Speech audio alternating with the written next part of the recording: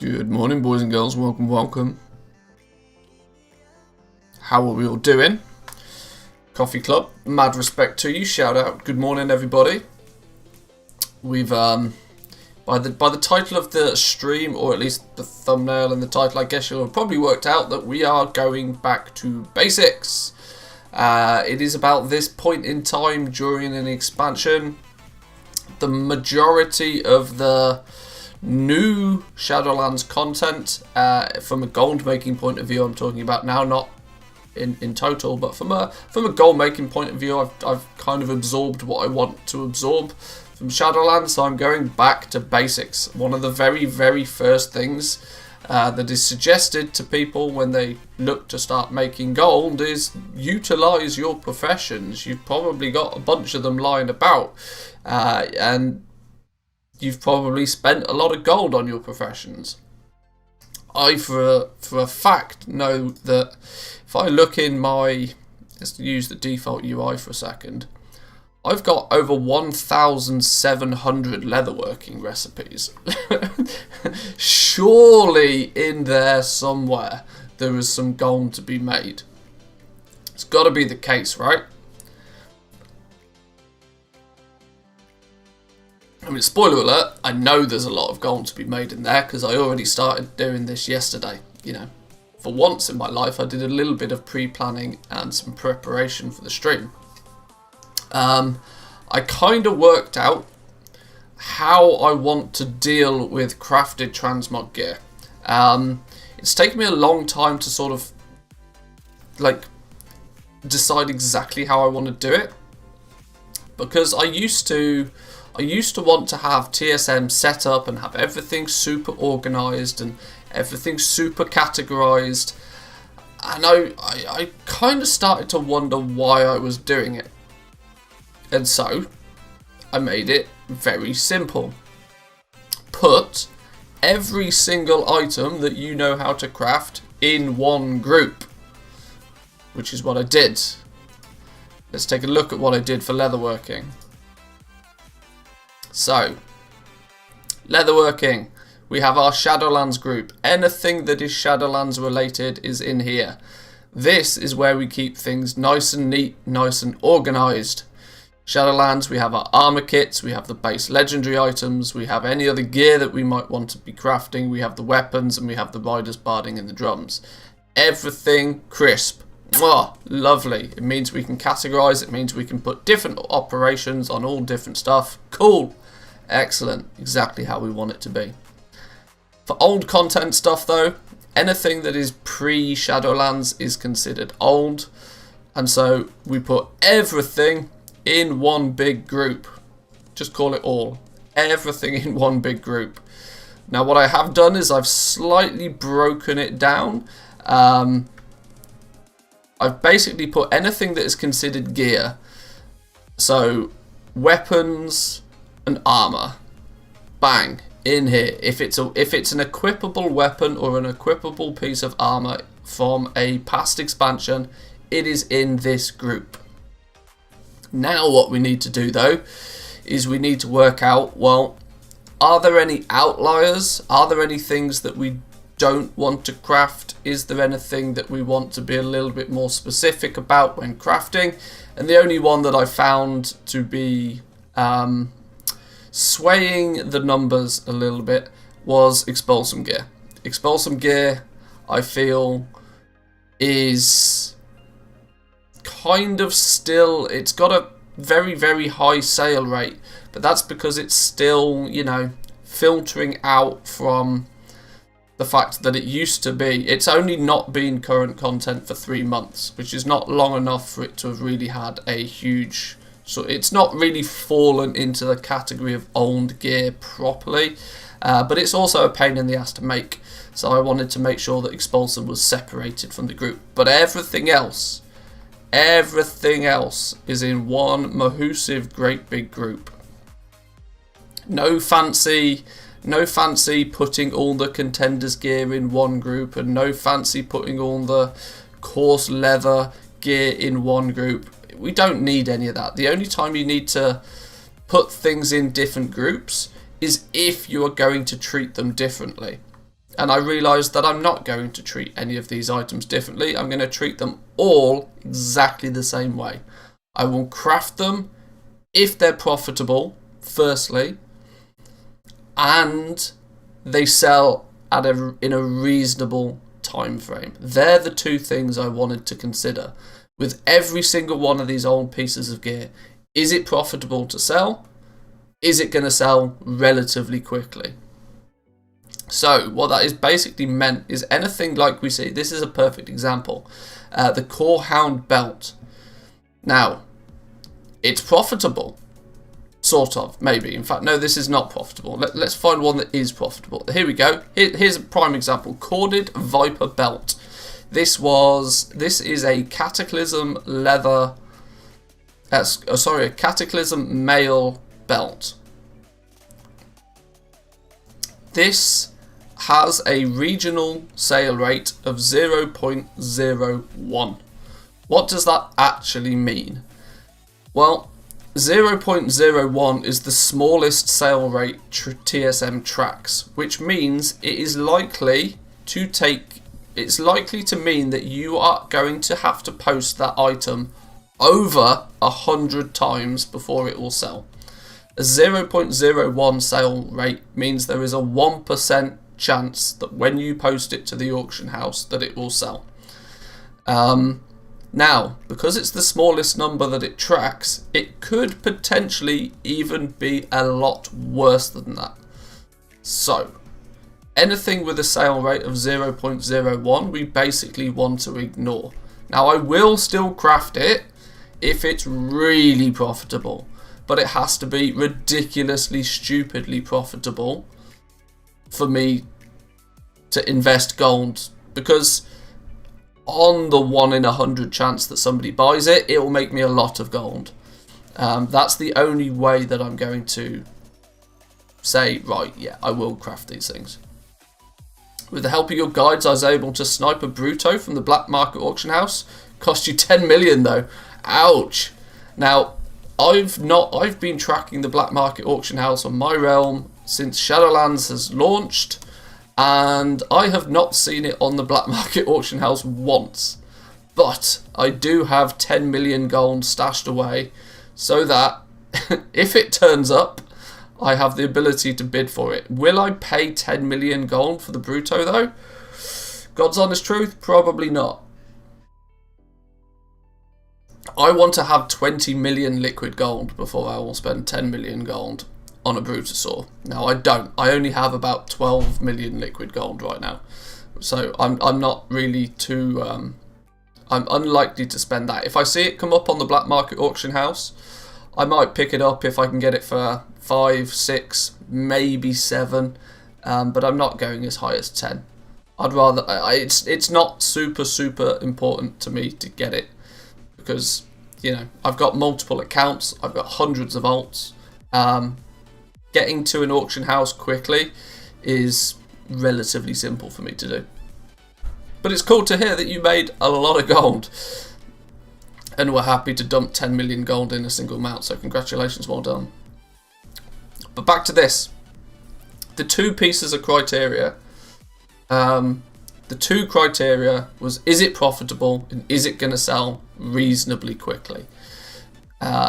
Because there's no point me crafting something and having to list it on the auction house 100 times just to get it to sell. Whilst that's potentially a nice long-term investment, I tend to feel that with the natural inflation of gold in World of Warcraft, that as time goes on, these older crafted items do tend to generally increase in value, especially the crafted gear, because the materials increase in value.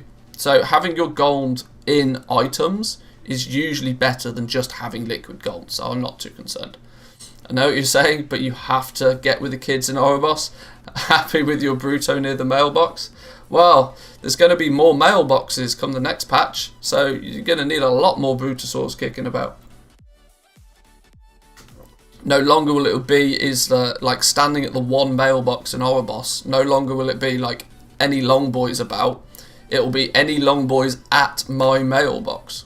Shocking performance. But yeah, so to sum it up, what I'm really trying to get to with this is that all the old crafted gear, I basically treat it the same. But what I needed to do is I needed to come up with a crafting operation that takes that into consideration. Now, very much against my usual mantra on this channel of I don't give you my operations because I feel you should build them yourself. I am going to show you the operation I came up with for old crafted gear. So anything pre Shadowlands. So let's see if I can get it to fit on screen. Here we go. So old transmog for the minimum profit field. So when TSM decides whether it's going to put it in the crafting list or not, this is the Hunin great big long string to decide it. Now at first glance it looks kind of a bit weird and a little bit complicated. So I thought, well, let's write it down in English so it makes sense to people. So you have to start at the top and go through. So basically what I decided is, like I said earlier, if it's got a sale rate of, this is 0.1, so this is 10%. This is actually ridiculously high sale rate for old gear, just for reference. If it's got a reasonably high, it means I can sell it every 10 times I list it on the auction house. Then post, that should be craft. Yeah, basically means it will post at whichever is larger of the 10% of the crafting. So this is when it's calculating the profit. Whatever is larger out of 10% crafting or 100 gold. So if it's a solid seller, if it's guaranteed to, I can post it 10 times, it's going to sell. Very uncommon, very, very, very uncommon for past expansion gear. But, you know, I wanted to sort of, you know, cover all angles. So the minimum profit on something that sells remarkably well only needs to be 10% of the crafting cost. So let's say it costs me 1,000 gold to make it. As long as I can make 100 gold profit from crafting it, great. If the crafting cost on the item is super low, say for example it only costs like 20-30 gold to make, but still sells reasonably well, I want to make sure that I make at least 100 gold on every item that I sell. I don't want to go to the hassle or the effort of buying or gathering up materials to craft items that I'm not even going to make 100 gold profit on, even if they're good sellers. That was kind of my absolute minimum profit for anything that I craft. That's what I decided. But as we also know, this is an outlier. This is very rarely the case. So let's go down a step. If the regional sale rate is lower than 0.1 but higher than or equal to 0.05, then craft at whichever is the larger of 10% crafting or 500 gold. This is, you know, basically saying that, right, well, if I'm going to have to post it a lot more and it's going to take me a lot longer to sell it, then I'm going to want to make sure that it's more profitable for me to craft. So same again, if it qualifies this, then it has to be whatever is larger of 10% of crafting or 500 gold. And this process repeats.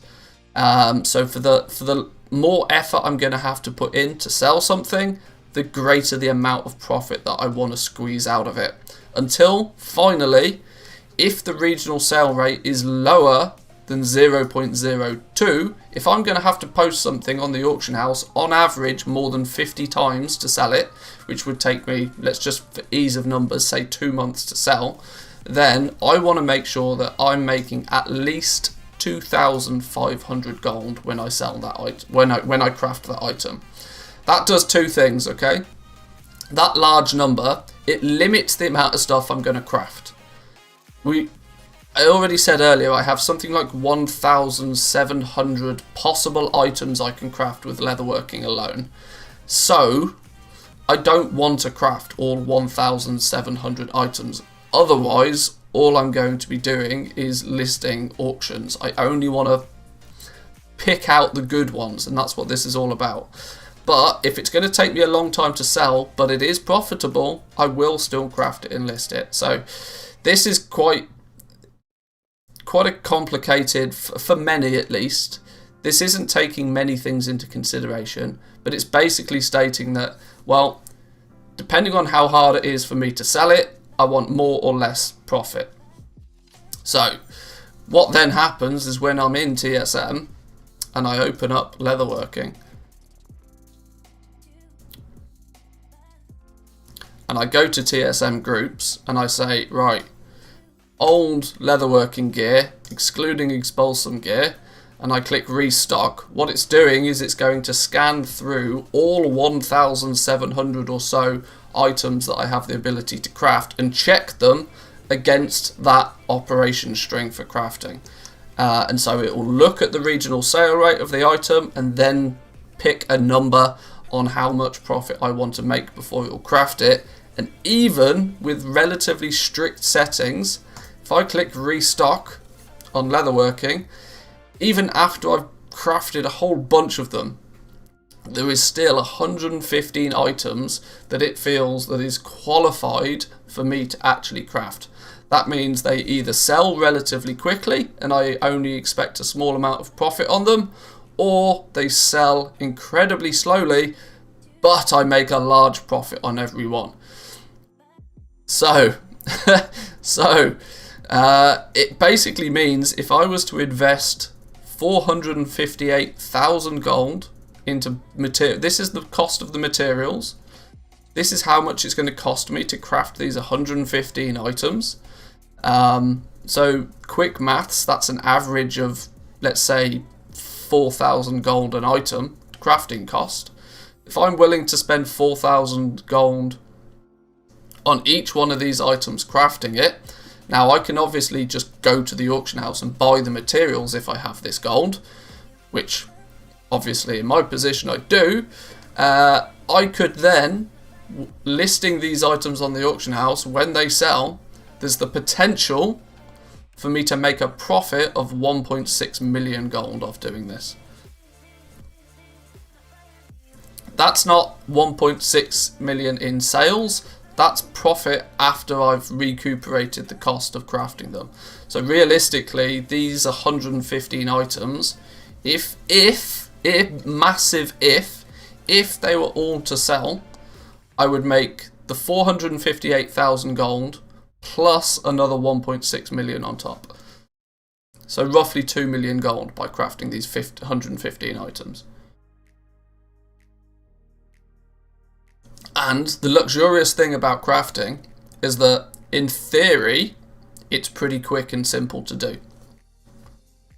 Now, I say in theory because you've obviously got to buy the materials, and not always are all the materials available.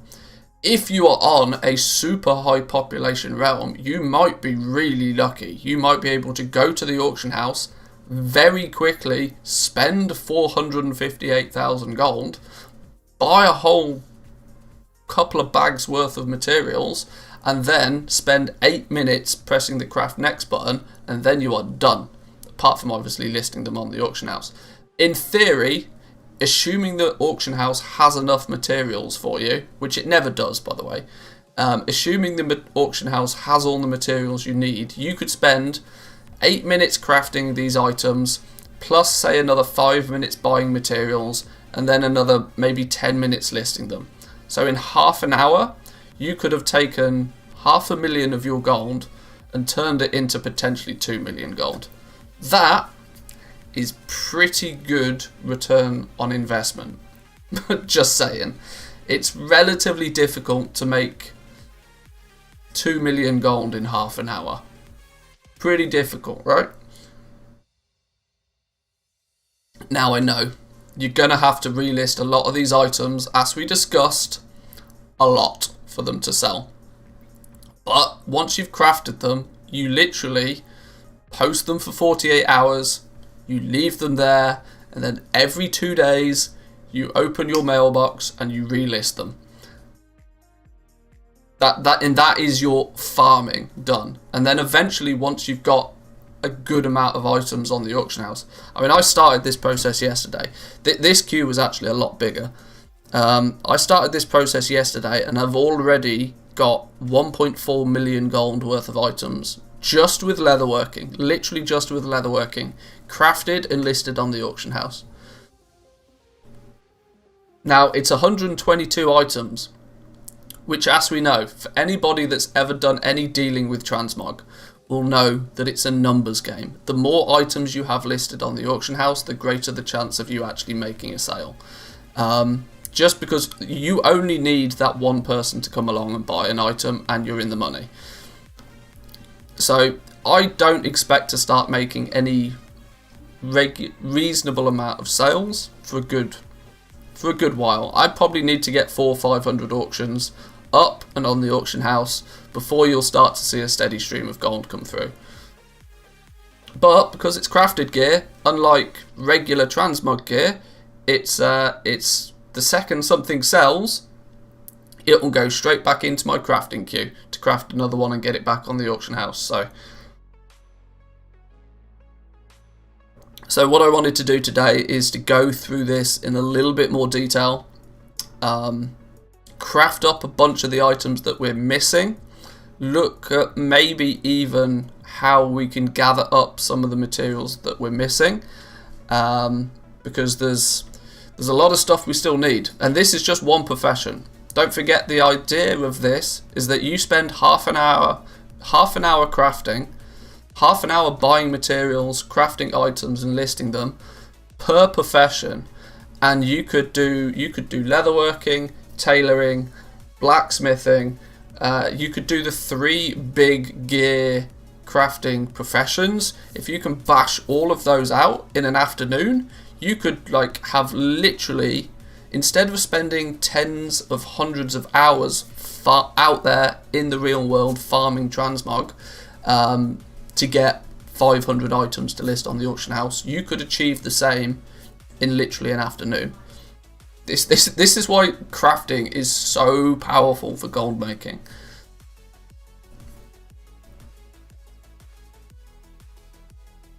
And why I love it. But we can see there is a filthy amount of items that we still need to craft.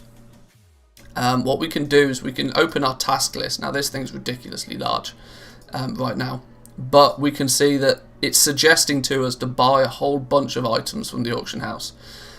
So we open the auction house, go to browse, and then you simply just click the scan all button, and it will do a scan for every one of the items that it suggests you buy off the auction house.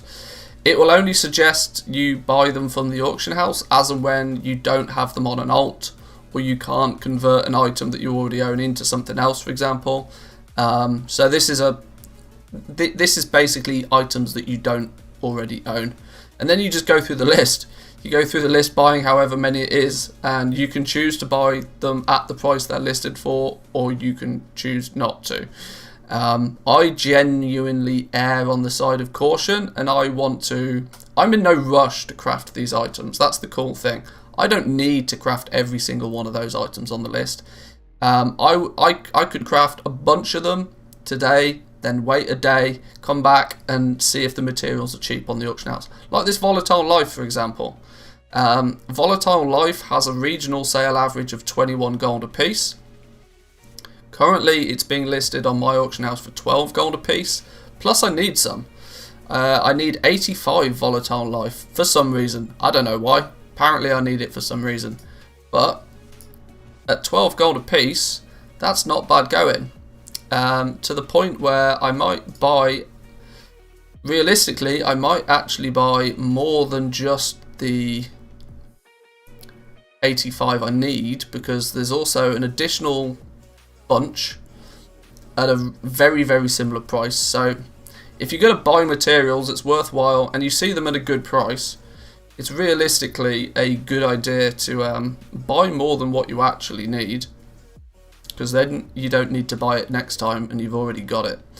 Assuming, of course, you've got enough gold to be able to do that sort of thing. But Spider Silk, 500 gold a piece? Yeah, I don't think so. 500 gold a piece? I don't think so. Surely we can, how many pieces of spider silk do we need? We only need 2 pieces of spider silk. So this is another scenario, right? With when I only need 2 pieces of spider silk, I could, in theory, work out where I can get some spider silk from, go out, farm the 2 pieces of spider silk I need, and save myself 1,000 gold. Because 500 gold a piece is actually ridiculous.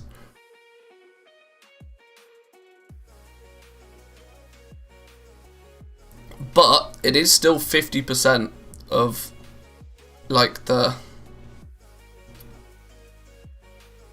it's 50% cheaper than what TSM's already calculated it to be when it came to crafting the items in the first place.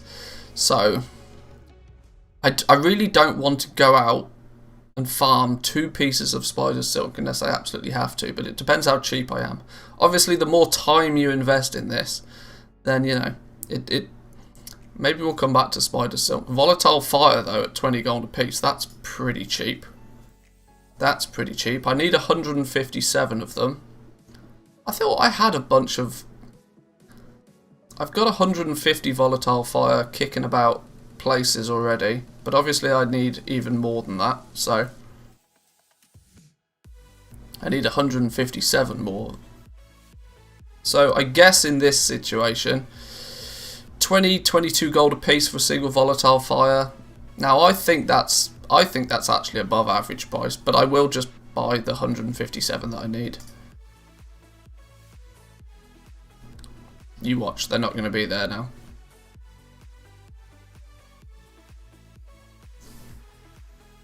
Yeah, of course. Sometimes the auction house crashes on you. Probably doesn't help that I'm using the alpha version of TSM, which is very buggy.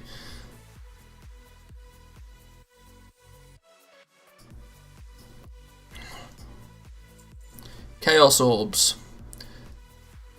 I've got 45 Chaos Orbs on an alt. Why do I need more? I need 16 more of them. Do I want to pay 100 gold a piece for a Chaos Orb? That sounds crazy price. All it's going to do is bump up my average buy price. I've bought 87 of them for an average of 25 gold a piece. My smart average buy price is 22 gold. I really don't think I want to spend 94 gold on Chaos Orbs. As it's apparent that I can get them much cheaper than that. They're just artificially inflated right now. I also think you can buy Chaos Orbs from a vendor somewhere. I think that's a swizz. Eternal Fire for 70 gold. Now I know technically I can buy Eternal Fire from a vendor for about 50 gold. But once again, it means that I have to go out of my way to actually do it. How many do I need? I only need 13. I buy 12 of the cheap ones and then one at 100 gold. Somebody can make a bit of profit off me today, that's fine. We'll buy the 13 we need. Elixir of Minor Agility. I need literally one of these. They have a crafting cost... Wow. TSM seems to believe they have a crafting cost of 819 gold. I don't think that's the case. I think they just use some crazy herb. I don't want to buy just one of those for 600 gold. Haunting Spirit. Why do I need a bunch of these? I only need 6 of these. Buy those. Black and Dragon Scale. We often need a lot of this.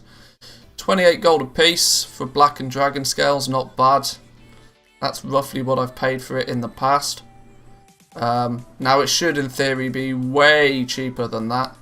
But the only alternative way for me to get it is to go out and farm it myself, which I can't be bothered doing. So we pay the price. Shar Touched Leather. Why is it trying to get me to buy Shar Touched Leather? Because buying Shar Touched Leather is probably cheaper than buying exotic leather.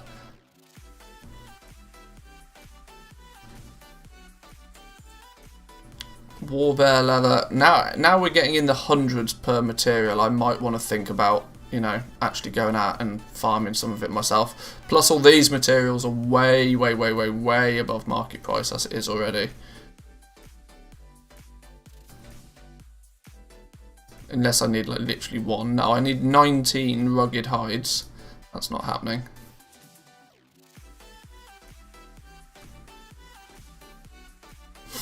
This is a problem. Like for low level materials on my realm, because everybody is so heavily focused, or appears to be so heavily focused on on Shadowlands content, that like low level materials and low level farming's just been taken a real back step in most people's minds.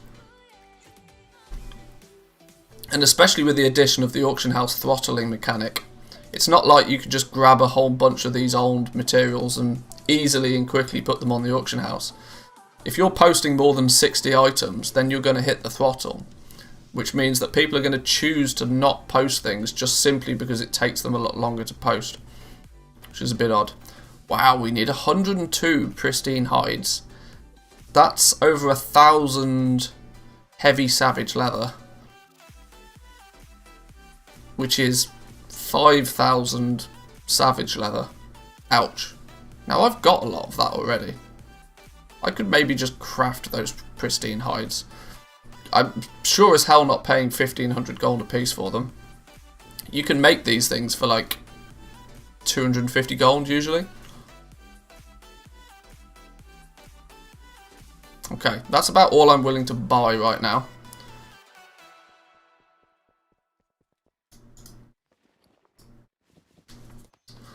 Does my camera seem really zoomed in? It feels really zoomed in. Whoa, that's even worse.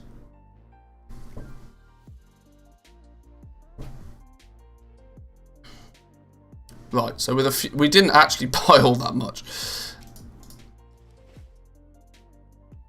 We can now open leatherworking again, and there'll be some items that will be craftable. Heavy borean leather, for example. This is the lovely thing about TSM. Whilst it's not totally seamless at the moment, it kind of often has a few bugs and a few hiccups and a few quirks about it. But the fact that it will look at the cost of, you know, buying an item or buying the items needed to convert that item in the first place. So heavy borean leather, for example, instead of just buying heavy borean leather, it suggested to me to buy borean leather and then use your profession to craft up to heavy borean leather to save you some gold, which is quite cool. You can specify when it does all of that as well. You can you could tell TSM to not do any of this like intermediate crafting and just buy the items you need to really, really cut down on the time that you spend per profession.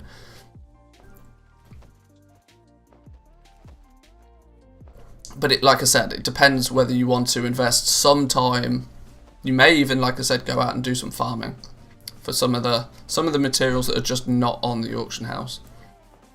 Because if you farm the material and then craft the item with it, you're still getting the same value for that material as if you were to then sell it, assuming the final crafted item sells, of course.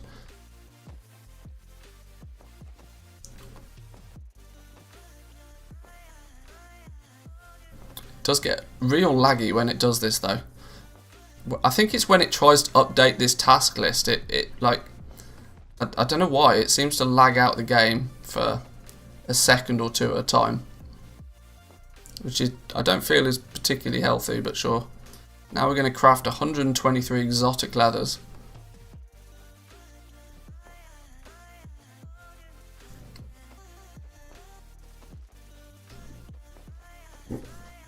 Now this time to craft thing is just literally the time it would take to press this craft next button until all of these were gone. It doesn't actually take into consideration how long it's going to take you to make all of these, you know, middle products.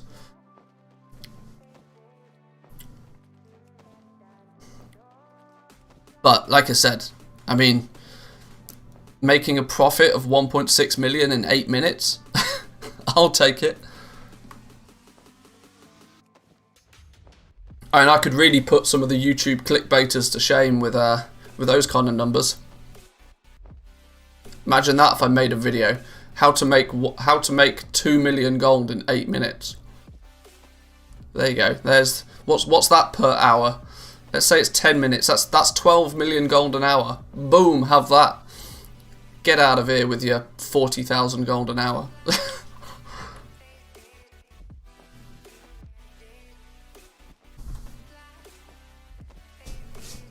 Just realised this hoodie I'm wearing is incredibly fluffy. Dog fluff everywhere.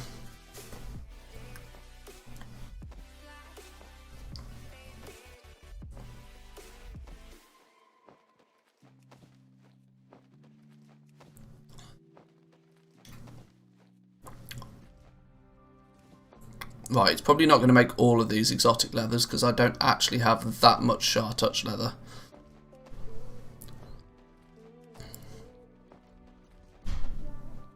I can't work out how people end up with so much Sha Touch leather in the first place. Surely you only get Sha Touch leather if you're skinning in Pandaria without Pandaria skinning. Because after about 3 minutes of skinning in Pandaria, you'll stop getting Sha Touch leather. So for somebody to get like hundreds of these, they've obviously spent time skinning in a zone without picking up that expansion's skinning skill first, which is just like derp. Every 1 point, they were selling it for 1.5 gold a piece. They could, if they'd just picked up skinning, every single one of those, instead of being 1.5 gold each, could have been like 6 gold each. Because you can actually you can skin exotic leather so quickly. Where is it? It's the same place you get on the Ghost Iron Ore. Vale of the Eternal Blossoms, is it called? Up on the cliffs. There's those, what do you call them? There's a whole bunch of goats or something. And you just AoE the goats down and skin them all. And you can get exotic leather really quickly. Not as quick as I can buy it and just craft it though, so. Which is why we're not farming it.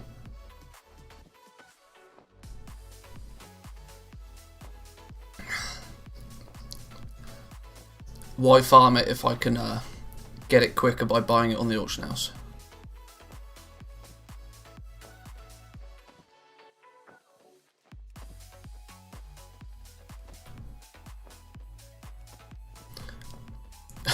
We literally only have the materials to make one of the things in the crafting queue. There's so many items where I've got 90% of the things I need, but I'm just missing like one item. Like Arctic Fur. I need a lot of Arctic Fur actually. Maybe we need to work out how to farm Arctic Fur on the regular. We might actually have to. It might be worthwhile us going out of our way to go farm up some of that, because surely it can't be that hard.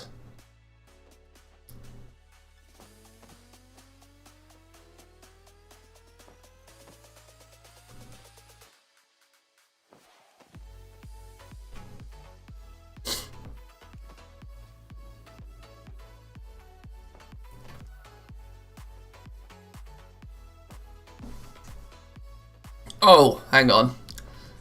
Now we've used a whole bunch of... Oh well, now we can't make that one anymore. Because we've turned the items that we needed into a... into a bigger item. Okay, well let's make some magnificent hides then.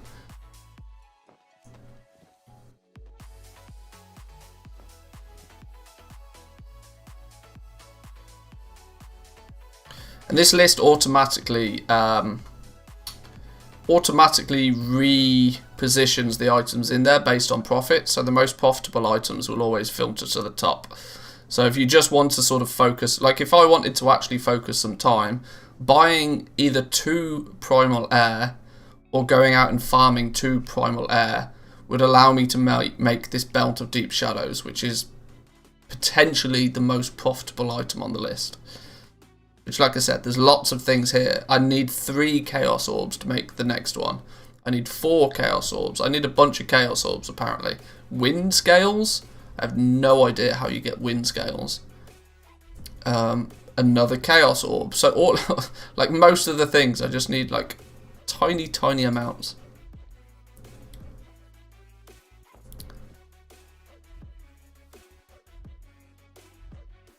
Right, I appear to have bought a bunch of materials, converted a bunch of materials, and still not actually been able to craft anything. Okay then. Okay then. Get ruined orbs from Guild Bank. We can do that. Like I said, I did a whole bunch of this crafting yesterday. I knew that, which basically meant I cleaned out the auction house of the materials that I actually needed yesterday. So I didn't expect to craft too much, but I just wanted to craft a couple to give an indication of what's going on.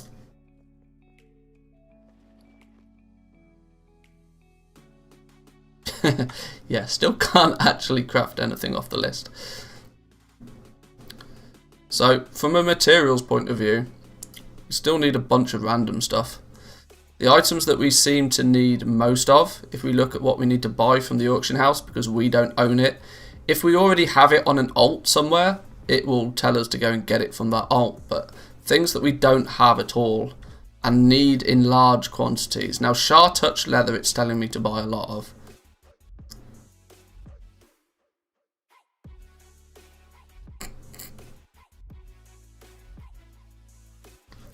The estimated cost price includes the entire materials needed for them, even if you already own them. Is that correct? Yes. Yeah, if you've already got the materials somewhere else. This is the worst case scenario. That if you went and bought everything from the auction house, this is how much it would cost you to make these items. But of course, if you already have materials somewhere else on another character, in a guild bank, something like that, what gathering will do is it will tell you to go to those characters, and then when you log on to those characters, it will tell you that it's either in the guild bank or in your bags, and then when you go get it, it will tell you to post it to the character that needs it. It's just follow the list is the easy answer. But yes, this estimated cost is a worst case scenario. This is the total crafting cost for all of these 115 items. But if you already have some of the materials, then great, excellent. What I should mention actually that's quite important before anybody goes ahead and tries to replicate this is there are a couple of settings in TSM that you definitely want to adjust before you dive in with doing this. You go into settings and you go to crafting. You have default material cost and default craft value method. These are two that by default are not perfect.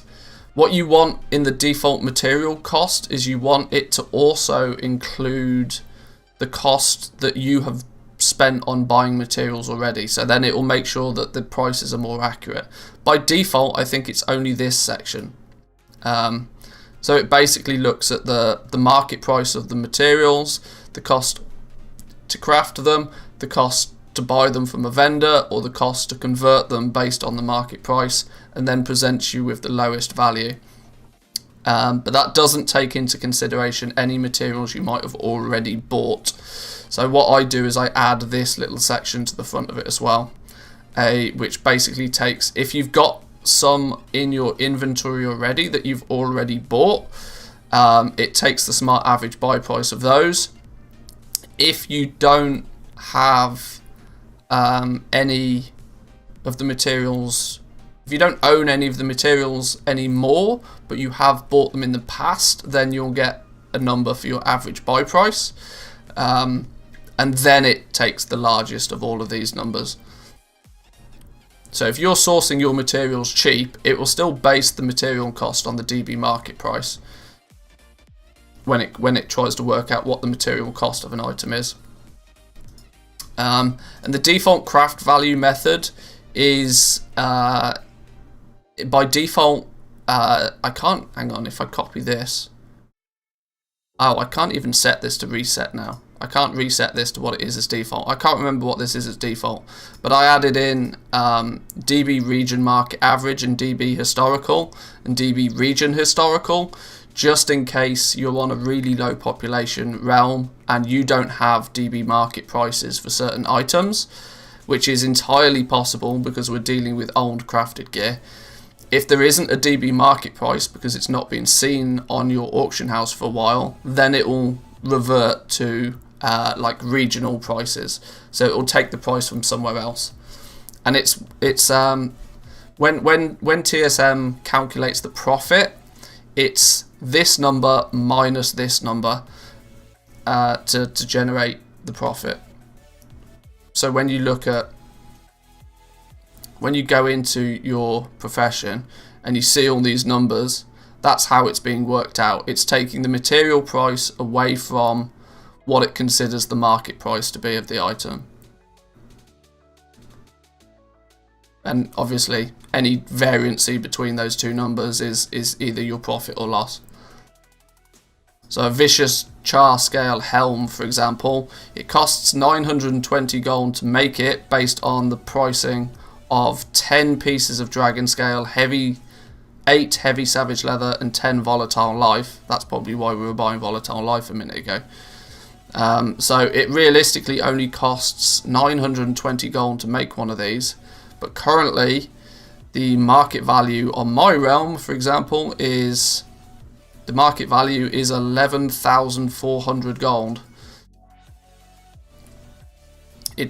There isn't any listed on my auction house right now, but the regional market price is 9,200 gold. But we're probably unlikely to make it because it's 0.01 sale rate. Although we will make this, even though it's a 0.01 sale rate, because it's so profitable.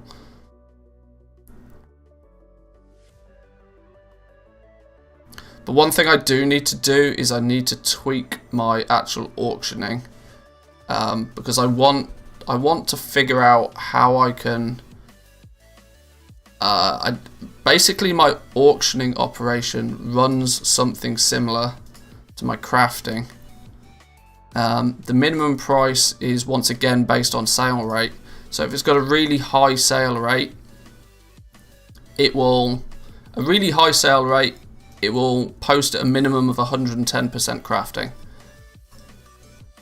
If it's a slightly worse sale rate, I want 130% of crafting. If it's a really bad sale rate, like 0.02, I want 170% of crafting minimum. And if it's a 0.01, I won't sell it for less than 200% of the crafting cost minimum price.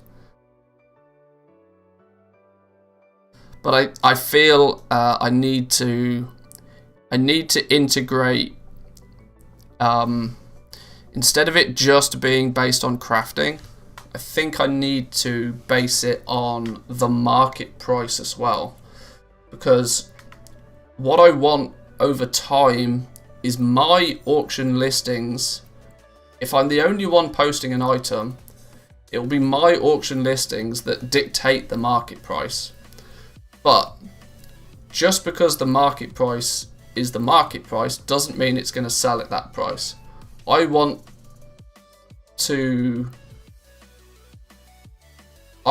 my auctions over time to be cheaper and cheaper, but only by very, very small increments. It's almost as if I want to undercut myself, because I want to, over time, push the price that I list an item for down. There's an inherent problem with trying to do that, though, if you're the only one posting an auction.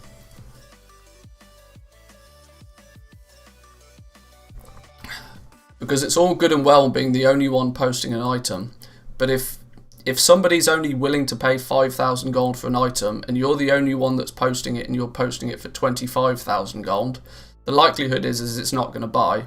It's not going to sell, sorry. Regardless of regular sale rate. After 30 times of listing it, instead of posting it at 25,000 gold, I would like to be then posting it at 5,000 gold, but I'm not sure how to integrate that into the operations, because I'm still not. Whilst I know what I'm doing with operations and I know how all of the things work, I'm not a super wizard at this by any means.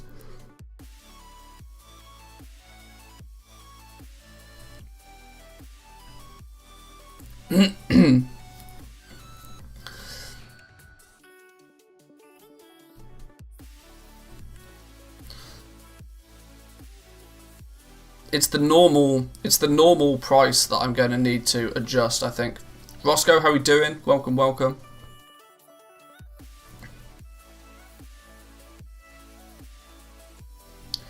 Yeah, I think it's the normal price I'm going to need to. So if I'm the only one that's listing, if I'm the only person that's listing an item, wow, camera upgrade.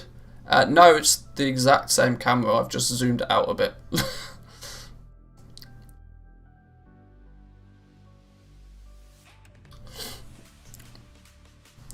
I mean, I can go woohoo, woohoo. You can get really close in on my face if you wish, but nobody wants any of that.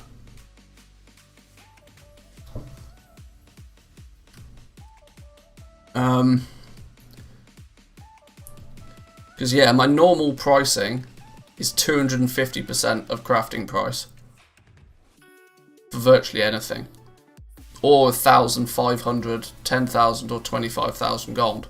But I need to integrate a market price somewhere, and also have it so that market price becomes preferential. So maybe a first. I don't know. I don't know how to work it out. I need to sit down and think about that long term. But as it stands for now, that's a min-maxy thing. We're not so much into the min-maxing right now. We're into just, you know, crafting and selling. That's the main emphasis here. So we need a hell of a lot of Arctic fur, like bonkers level crazy amounts of Arctic fur. How do we go about getting Arctic fur as fast as humanly possible? Can you buy Arctic fur? Is it on a vendor anywhere? Even if it's like a trade it for a something, is it possible? Yes, it can be. I knew it could be. It costs 10 heavy borean leather. That's why an Arctic fur is so expensive then. Because you can buy it for 10.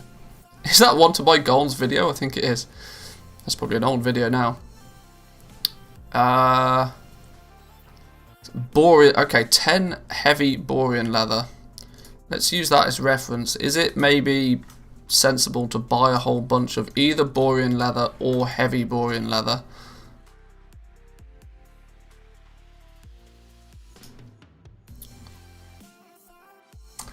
Damn, okay, that's why Arctic fur is so expensive. Because borean leather has a current listing price of 9 gold a piece, which makes heavy borean leather, which should be 6 times that. So realistically, 6 times 9 is 54.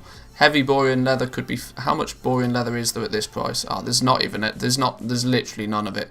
Jesus. Okay.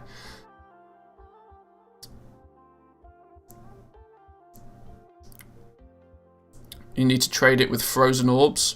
You can do it with frozen orbs as well. Can't you buy frozen orbs as well from somewhere? Can't you buy frozen orbs for like 50 gold a piece?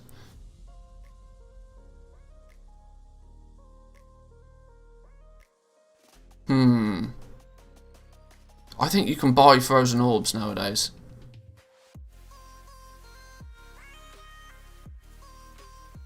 I need to remember what that trick is.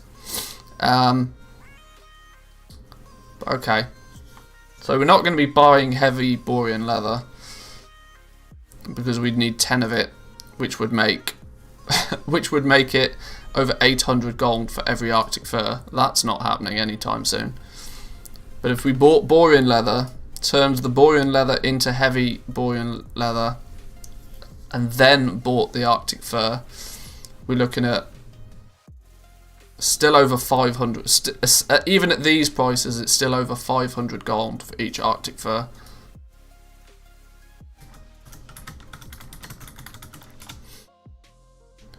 Which, ironically, is basically what they're listed at right now.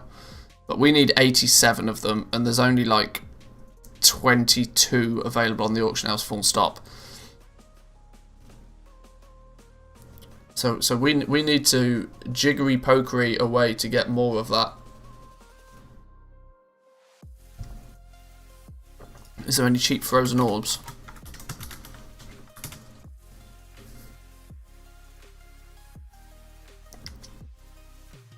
Even frozen orbs are being listed for 150 gold apiece.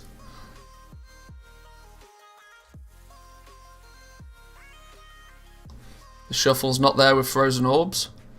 Oh. I swear you can buy frozen orbs from somewhere though, for like 50 gold a piece. Vendor buy price 75 gold, which with faction discount comes down to like 56 gold a piece.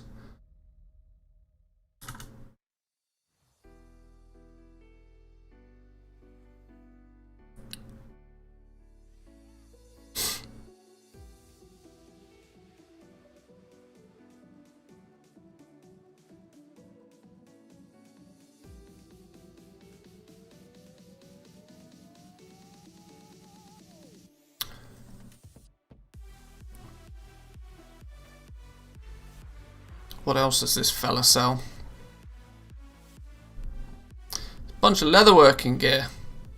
Oh, this is double the reason for heavy boring leather. Do I have all of these patterns? I bet I don't, you know.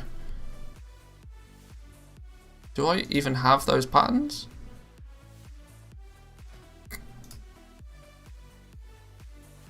Unlearn. That's going to be, what is it, like Cataclysm stuff?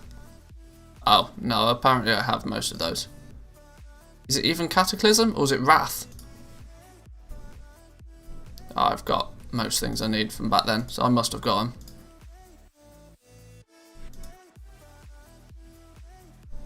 I'm revered with these guys, why don't I have that? Oh well, I should go get that.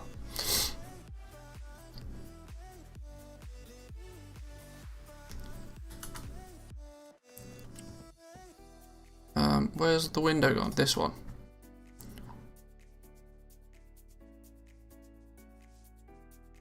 Yeah, that's a pain that. The Arctic fur only comes from heavy borean leather. For me to really feel... Because I don't want to pay 500 gold each for an Arctic fur. That feels a bit redonkulous for me.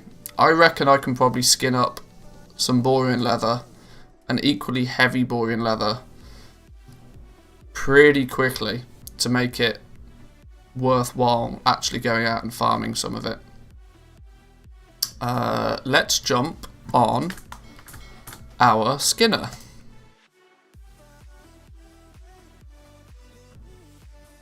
One Arctic fur is 60 borean leather. Yeah, I reckon I can get 60 borean leather pretty quickly.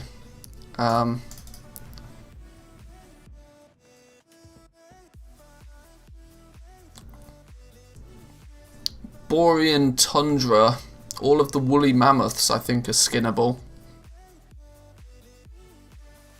And they spawn in clusters. And obviously, nowadays can just be one shot. So I reckon farming some borean leather is not going to take very long at all. And we will also go as far as to utilise Zygor to tell us where the best spot is. So gold, gathering, borean leather. Oh, it's actually claiming Zuldrak is the best place. Borean leather or Arctic fur. Let's go there then. Let's do that one.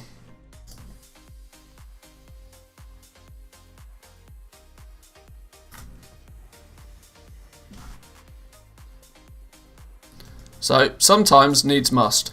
If you're being cheap, and well, it's not necessarily even being cheap. Even if I was to buy the all of the Arctic fur off the auction house, there's only like 20 or so of them. Whilst technically I need like, I think it said 82 of them or something silly. What did it say I needed? Arctic fur, 87 of them I need. So I need a lot of them. So the common argument is that you're buying out all the supply on the auction house, you're probably paying a premium for it in the first place. So on this premise, I might actually go out and do some farming myself. How about that? That's not something you tend to see very often from me, is it?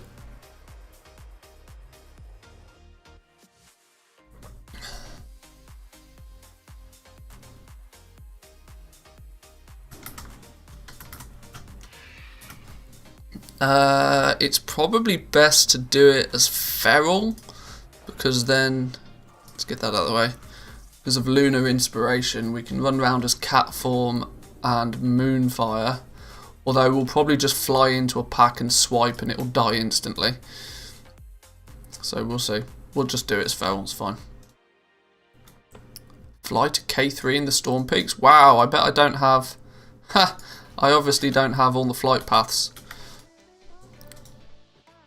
Okay, we're going up here. I don't think that's going to be the best one, you know. I reckon Borean Tundra's a better shout. Well, I'll trust Zygor to begin with, and if it turns out to be trash, we'll go. Because whilst killing stuff around here was probably good back in the day, because it took into account, you know, the fact that you actually had to kill things, I reckon Borean Tundra down here, where is it? Like, in this plainy bit here, there's all of those packs of woolly mammoths. I reckon those things skin for Borean leather. And I reckon you can swipe these things in packs, and this is probably a better spot nowadays because you just one-shot everything. But I'll trust Zygor to begin with. I mean, I pay for the goddamn add-on, I might as well use it.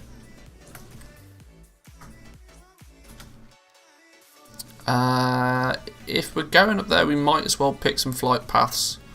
We'll go to Dunnifelm to pick up a flight path on our way. We've got plenty of bag space. Yes, lovely stuff.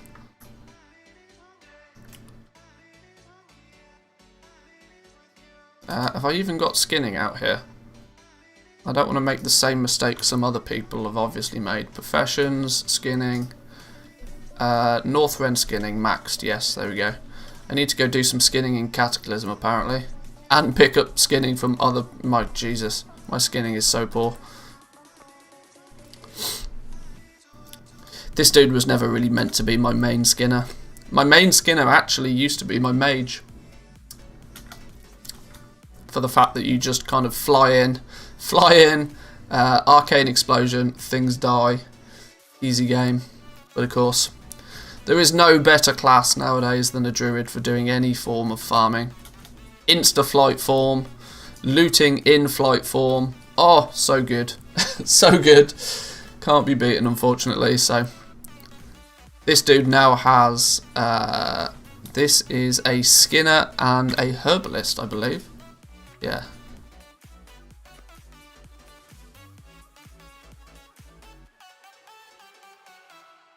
And, considering we're talking about leatherworking, there's a lot of opportunity, considering so many people nowadays probably have skinning as one of their professions, because of course it's been, to this date, one of, if not the most profitable professions to have in Shadowlands. That there's a lot of people with skinning that are bored with skinning for heavy callous hide and callous hide.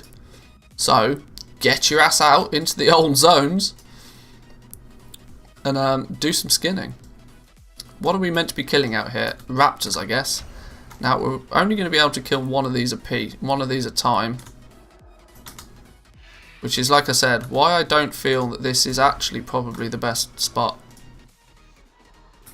Although we do get 3 Borean leather a piece, maybe that's... Oh, we only got 1 that time. Maybe it's not as lucrative as...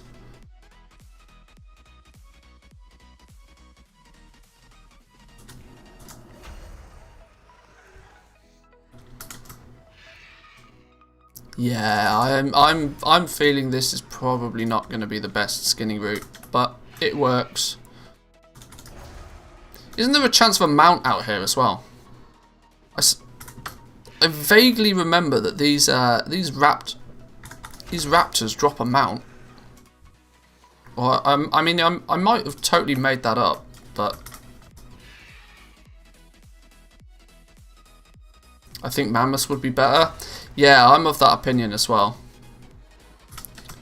I think considering this route was probably back in the day a good one, because you had to, back in the day, you had to consider obviously time to kill.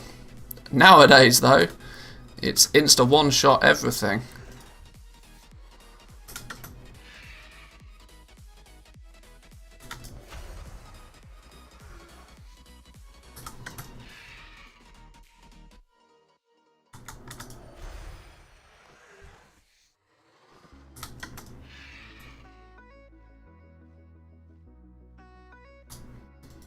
Might as well pick up the frozen herbs while we're here. Can we kill the bats? Are they going to skin as well? The bats are skinnable as well.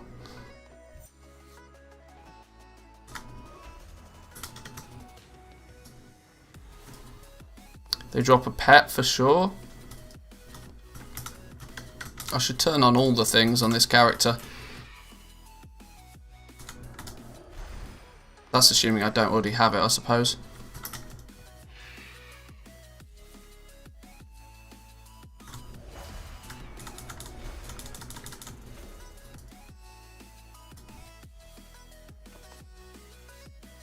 So what did we say we needed? We needed 60 borean leather per Arctic fur, and in like 10 seconds we've already got like enough for one.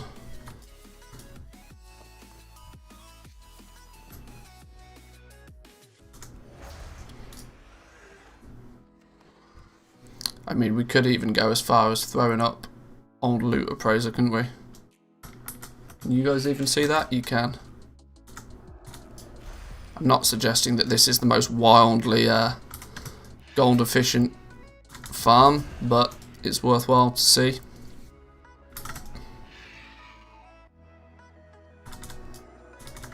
Good for comparison at least.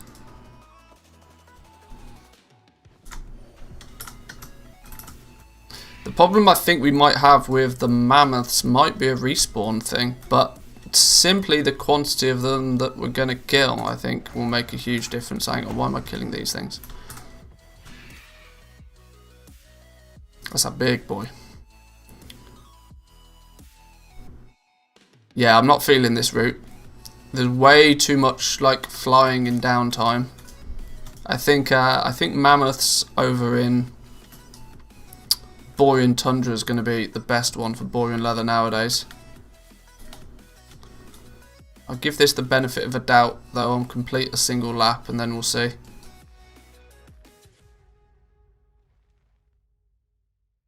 I mean, I don't know why it's taking me through this bit, because there's no raptors here at all. I think this route is just really out of date.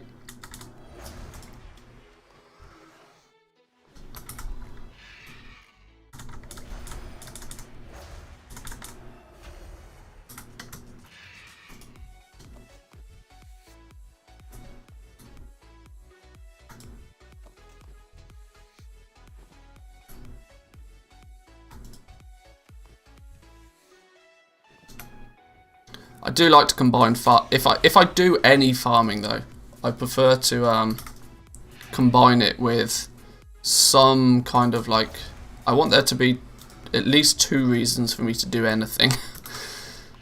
If I can get a pet or a mount or something from over here, it would make me feel a little bit more comfortable with being here.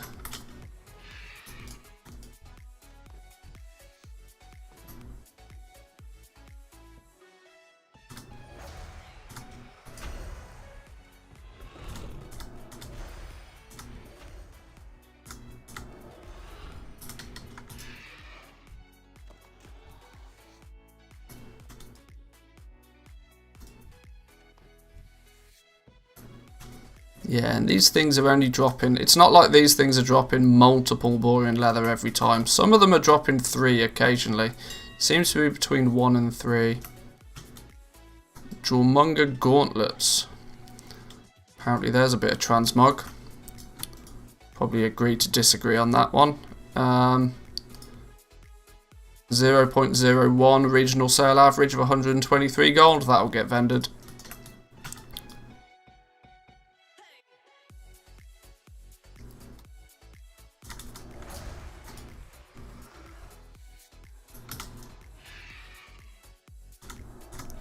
I'm really quite keen to do my my debunking of my debunking of like loot appraiser transmog farms. But I don't want it to come across as if I'm like, you know, shitting on other members of the community. But it infuriates me no end just how much bad information is given out just for the purpose of farming views on YouTube.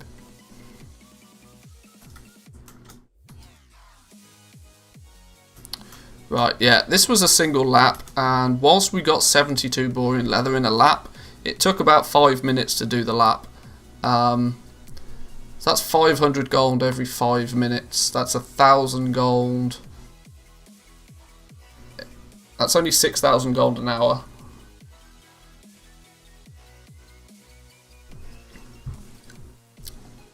Well, I reckon the mammoths are going to be much better. Let's fly over to Borean Tundra and check it out. Who knows, they might not even drop Borean leather nowadays. They might only drop Shartouch leather. And if that's the case, then we know. Is it called Shartouch leather? It's not called Shartouch leather. What's the one before Borean leather? Borean leather scraps. Oh my god, I don't even have flight points over there. Well, I guess we'll go that way. 7 minutes to fly there. Are you mad? That can't be a thing, surely.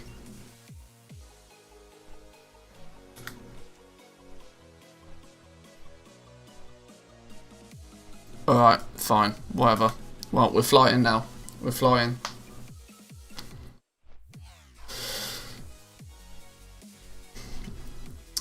Maybe whilst we're flying, we can do a bit of a check on the old Borean leather.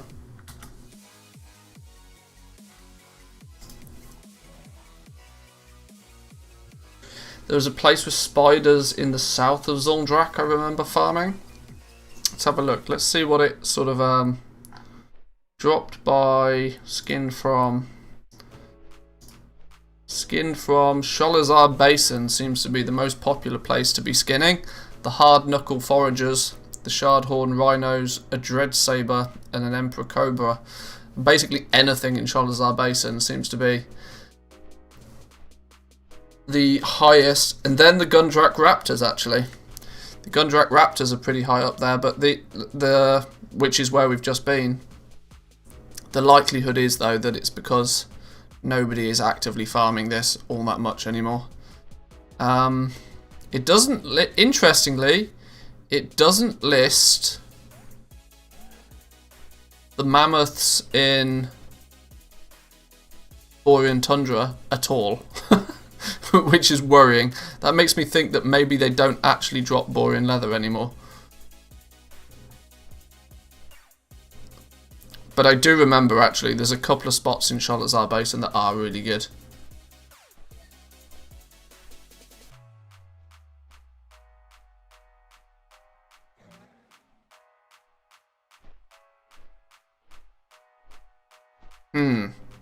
Yeah, I'm starting to worry that those mammoths might not actually even skin for Borean leather.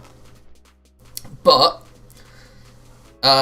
if we're over on that side of the map anyway, it's not the worst case if we then fly up to Sholazar Basin. There's around here there's a few packs of gorillas that you can I don't know if you can get them to hyperspawn, but you can definitely basically anything that you see you can kill. And even up here there's the dragons. Maybe even killing the dragons, 2 birds 1 stone. Maybe some of that dragon scale or whatever it's called is worth something. That might be an option.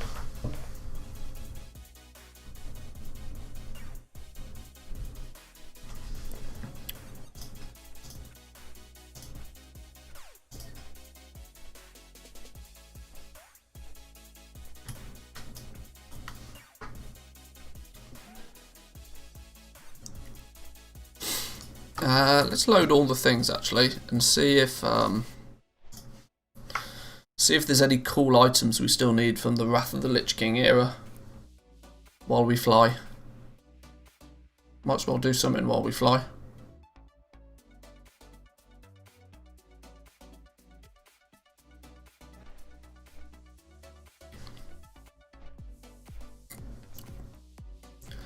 There's only one battle pet we need from Dragonblight.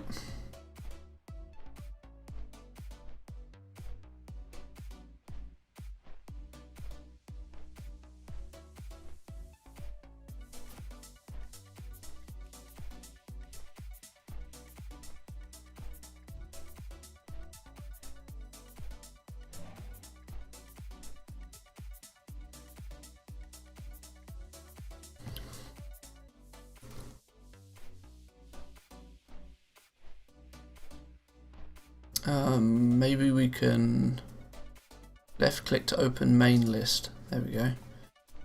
Outdoor zones. Northrend, Borean Tundra. There's a few battle pets we still need, and apparently a bunch of flight paths on this character, but no pets or mounts or anything.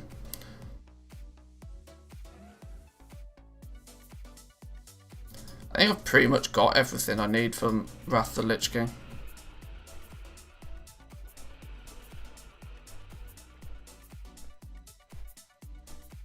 There's a few things from Storm Peaks. Well, I think we know what the rare is going to be. Yeah, the Time Lost Proto Drake. Still need that one.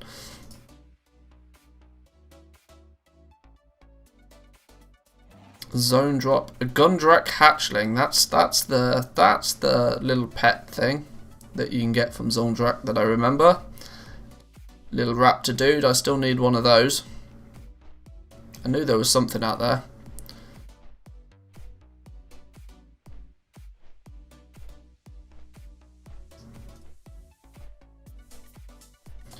Frenzy Heart Tribe and the Oracles. One day I'll go back and do this sort of stuff. One day.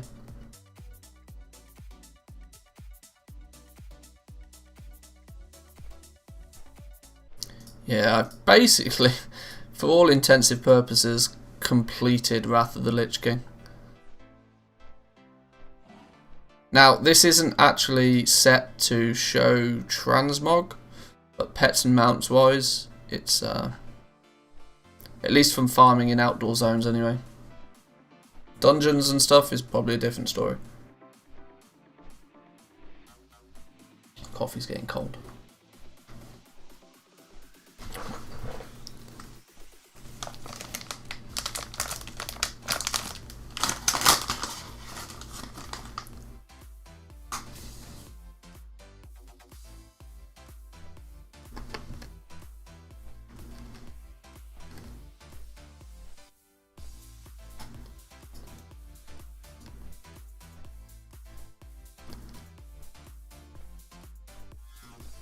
So, it's somewhere along here, between Warsong Hold and Amber Ledge, I think. I think it's about here. There's a whole bunch of woolly mammoths.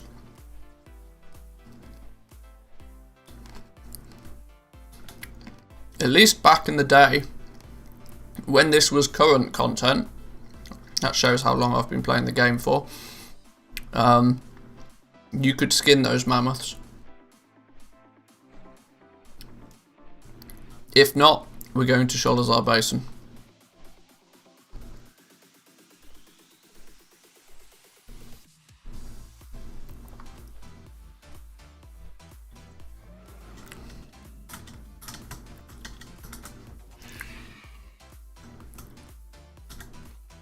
Now, this will be a test to see if I can remember exactly where they are. I remember they were up on a ledge. I'm quite sure they're up here somewhere.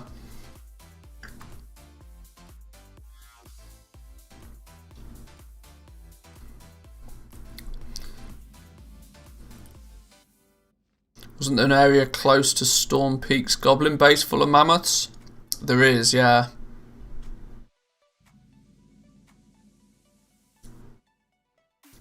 Now, up here there should be... Look, there's rhinos for days.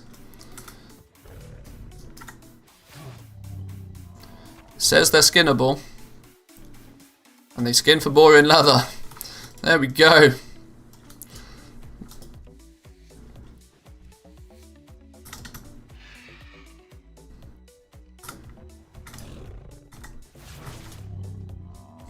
I knew these mammoths were good for leather.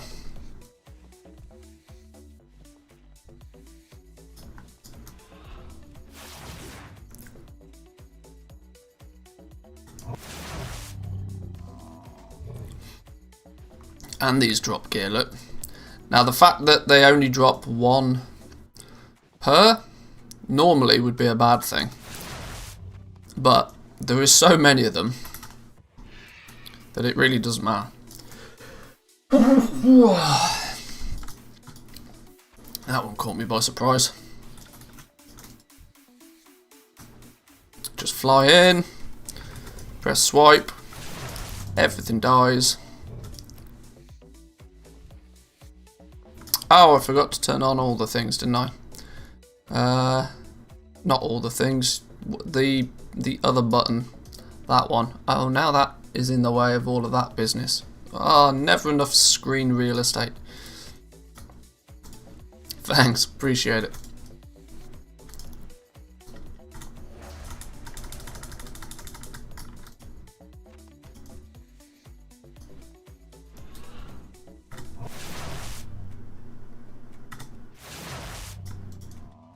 And we were definitely not going to run out of things to skin over here. That's a fact.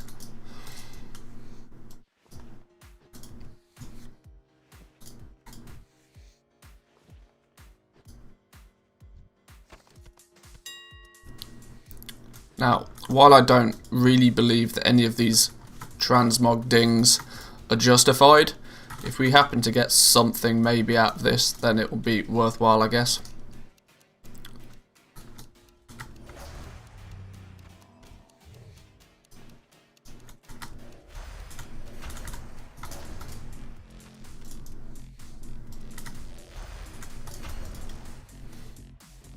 Why do you need the Arctic fur? I'm on a bit of a mad leatherworking crafting session. I'm trying to craft a whole bunch of past expansion gear that's profitable from leatherworking. So it requires me to get 87 Arctic fur. Now, while normally I just buy everything from the auction house, there's only about 20 on the auction house, and they're about 500 gold a piece, which weirdly is not actually too bad of a price, but there's only 20 of them. And if I want to craft these items, it might just be simpler for me to come out here and do a bit of manual labour.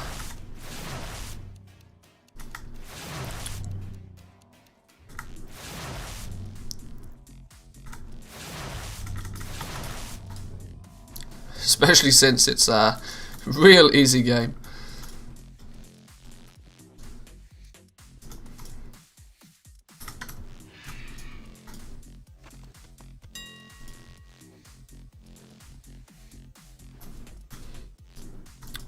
What do you need to have that swipe range?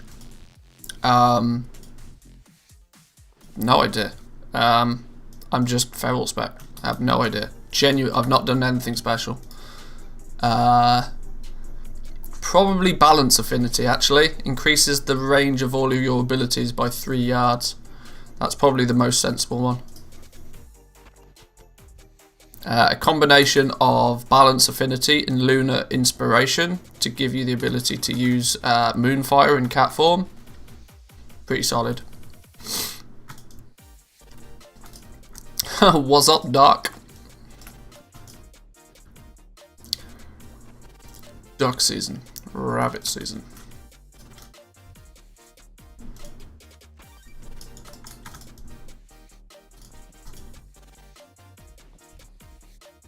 Now, for every 60 of these borean leather, it equates to 1 Arctic fur. So for every 60, it's basically like...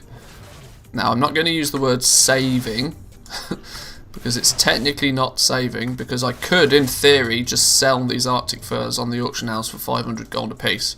But instead, I will be crafting with them, because then I double dip on the profits.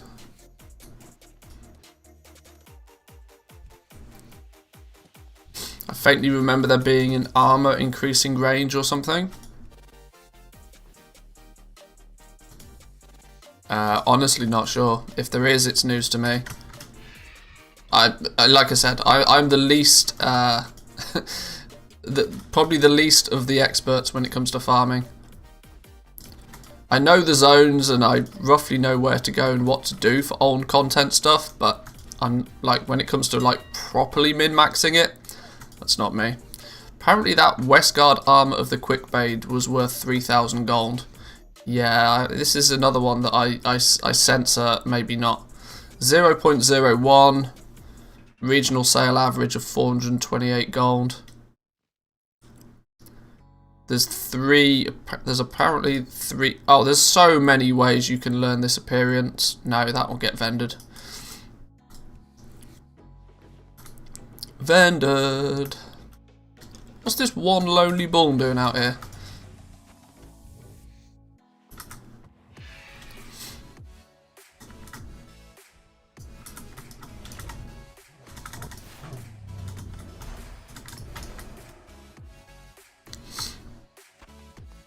Are you selling the materials or using them to craft? Oh, not to mention I've also forgot that I can just skin Arctic fur by itself.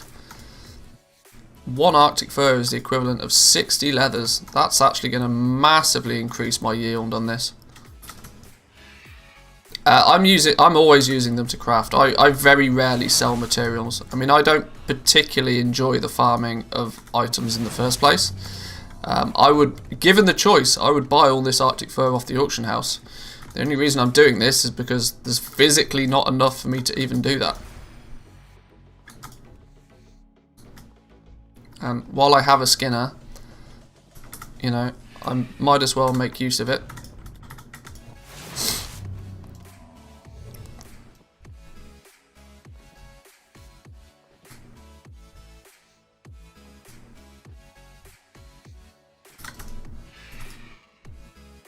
But yeah, this is all about sort of getting back to basics. That if you should have whatever it is you're doing in current content. You know, focus on, if you're crafting legendaries or not right now, focus on that, sure. But what's usually sensible to do is to have, you know, a fallback option, or at least the basics covered first. Your past expansion crafting with it can basically be a list of items that you've just crafted for cheap that you list on the auction house. You're 10 times less likely to have to deal with massive amounts of undercuts or competition, which is a massive bonus at the moment, considering the undercut meta has become, well, the meta. And quite frankly is the reason why I'm not crafting and selling many things with Shadowlands, because I enjoy crafting from the point of view of that I craft a bunch of stuff, I list it on the auction house, and then slowly but surely it all sells. I'm not really a fan of having to do this whole sit at the auction house and, you know, cancel scan for hours a day. If I'm going to do something for hours a day, I might as well be out there farming. God's honest truth. Ooh, is this going to be an issue? Are we going to kill things faster than they spawn? We might be okay.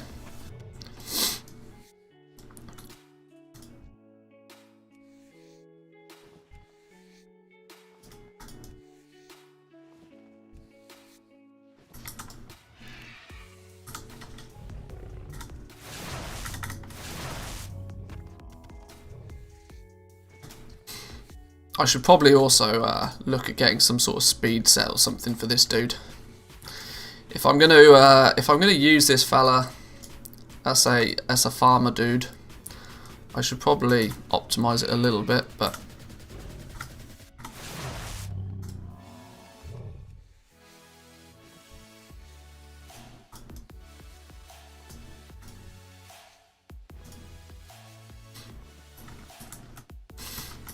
you can show us how to make gold in TBC. Interestingly, TBC was the first expansion where first expansion I started playing properly. Yet it was in TBC that I developed my love of gold making. Now, The difference is that we are now 15 years further on, and the methods I was using back in the day to make gold in the Burning Crusade when it was current content are not going to work anymore. I made a lot of gold in the Burning Crusade by selling things on the auction house for the simple reason that nobody else was selling things in the auction house.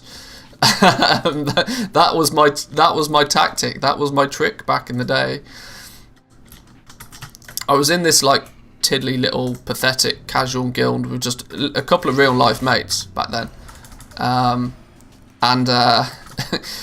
I basically became the guild gold maker. People just dumped all of everything that they found into the guild bank, and I had unlimited access to the guild bank and would go through it all and deem some stuff to be valuable and some stuff to be not valuable. And I would basically take anything I wanted out of the guild bank at any time, sell it on the auction house, and then just put the gold back in the guild bank. And I paid for countless numbers of like epic flying for people. I was quite well liked for doing what I did back in the day.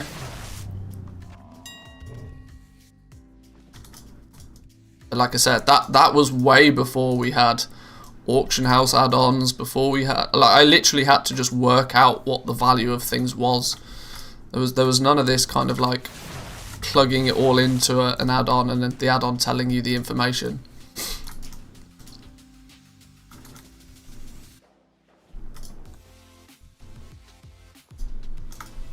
And this is when I think epic flying, I want to say, was, what was it, like 1,000 gold? Back then was like ludicrous amounts of gold. And I was making that like repeatedly. So I'm not sure how much I'll play the Burning Crusade Classic. I'm sure as we get closer to it, and if a beta comes out and I get access to it on the beta, then we might have a little looky, that's for sure. What's up with the skinning in Northrend? I'm on an Arctic fur hunt. I need 87 Arctic fur to do some crafting, and there's not enough on my auction house. So the easy solution is to just come and get some of it myself. Like that.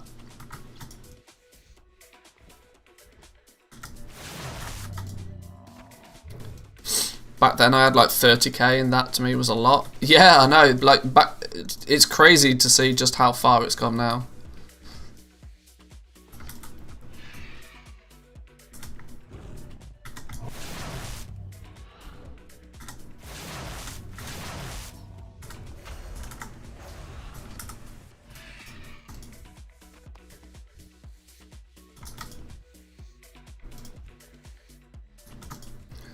Now, how many of these leathers have we got now? Oh, now that's in the way of the bags. Oh, Jesus. Never enough space for all of these things on my screen. Where's my borean leather? Let's put it down here so I can keep easy track of how much we got.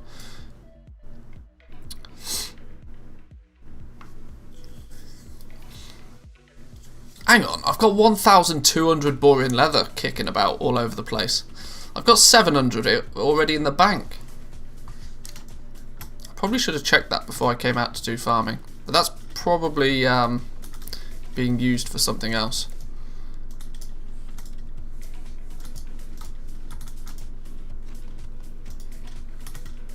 Oh, it's so quick to get this though, and the fact that I can just occasionally just skin an Arctic fur, which is lovely.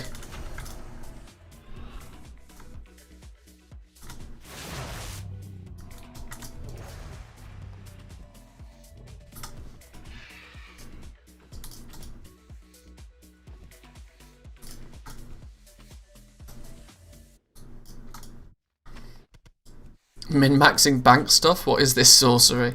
I know, it's crazy, right?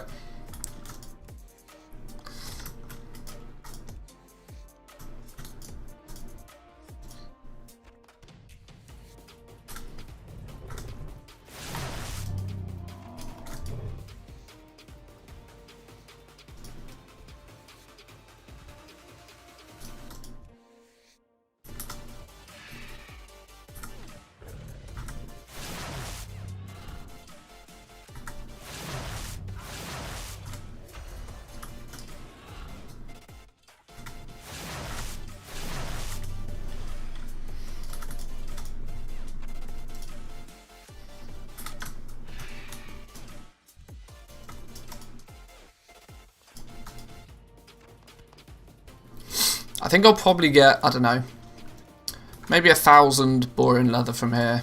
What did I say I needed? I needed 60 per Arctic fur. I don't want to spend too long out here because I would like to potentially look at some other things and maybe even other professions. But if we can focus on, I'm obviously going to focus on what my main professions are. So I want to get leatherworking up and running first. Not only because it's my main profession, but also because compared to blacksmithing and tailoring, oh boy is it profitable. Simply because leather is actually, past expansion leather, you have to go out of your way to get it, and that makes a big difference to the profitability of like past leatherworking gear. You genuinely have to go out of your way to get it. There are so many people that level up with both herbalism and mining that you tend to find like herbs and ore and even cloth, because of course any Donny can run around and pick up cloth. The fact that anybody can pick up cloth basically makes tailoring just dirt cheap. And it means that to do the same thing on tailoring, firstly, there's yay, another Arctic fur. Firstly, there's probably only a fraction of the amount of items that are actually profitable. At least profitable to my my scaling of price. Oh, another one, double bubble. That was 1,000 gold, like right there, bang. Yeah, not only is there like so few items that are actually even profitable, anything that is even remotely profitable, you can just go straight to the auction house and just buy the materials. There's no messing about, because there's always going to be supply of cloth. Always, always, always. And even if there's not enough today, there'll be more tomorrow. Whereas with leather, if nobody's farming leather, there won't be any.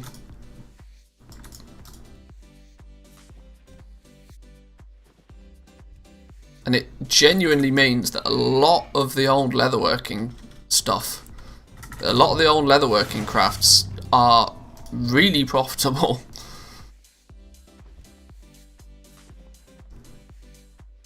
Jewel crafting is one that I'm interested to look into though as well.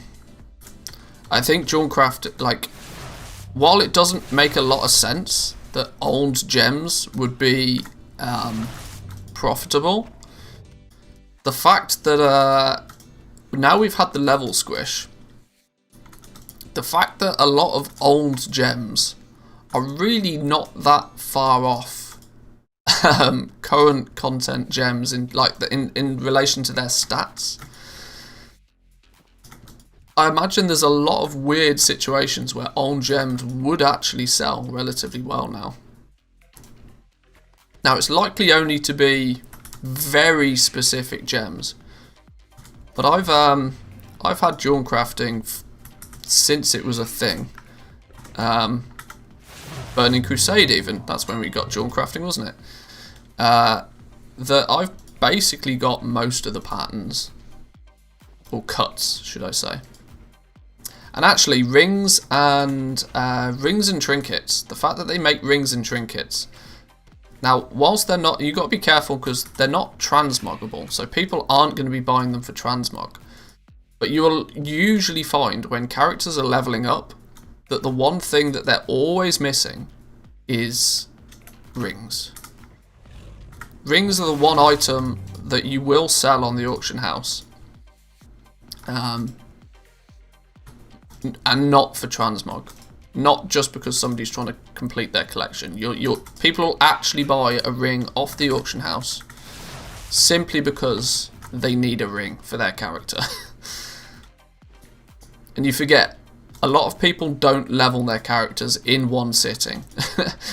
While it's entirely possible to level from 0 to 60 in like 20 hours nowadays, probably less than that, you've got to remember that most people don't. we try to sell things to the majority, not the minority. Because you got all your heirloom gear, right? All your heirloom stuff is going to cover all of the item slots. And then if you like do some quests or dungeons and stuff, you tend to find that you tick most of your armor slots pretty quickly and easily. The armor slots you always struggle with when leveling though are trinkets and rings. And that's where I think jewel crafting can come in.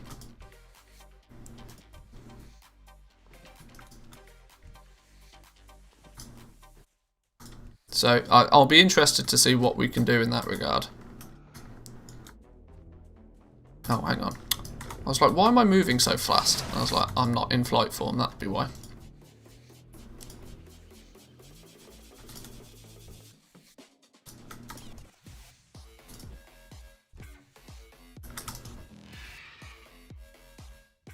I'm actually kind of killing things and skinning things faster than they're spawning again now.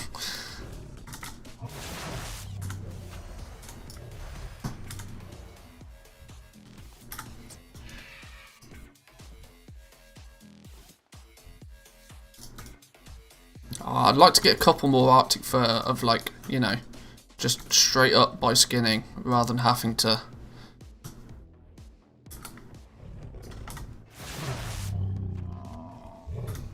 Where did I put the Arctic fur? Can't see it. Where's it gone? Ah, it's there. Here we go. So we've picked up 4 Arctic fur just by itself. If I was actually to dedicate a bit of time to this, I could probably bash out all the 87 that I needed. But it's not super engaging stream content, is it really? And I'm not entirely sure why even I could talk my way through multiple hours of farming borean leather and make it interesting.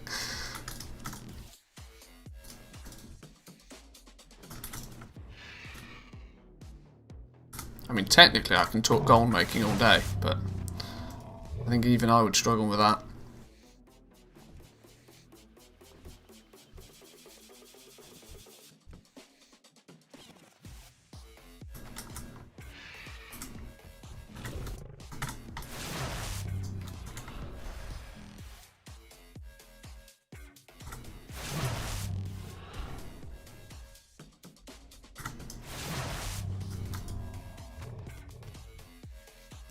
Every time I have my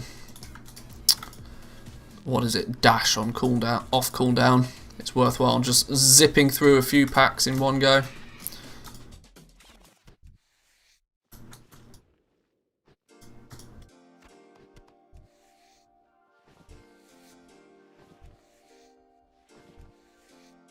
I mean, weirdly, I know we're not quite at the stage where we're scraping for pennies in Shadowlands anymore.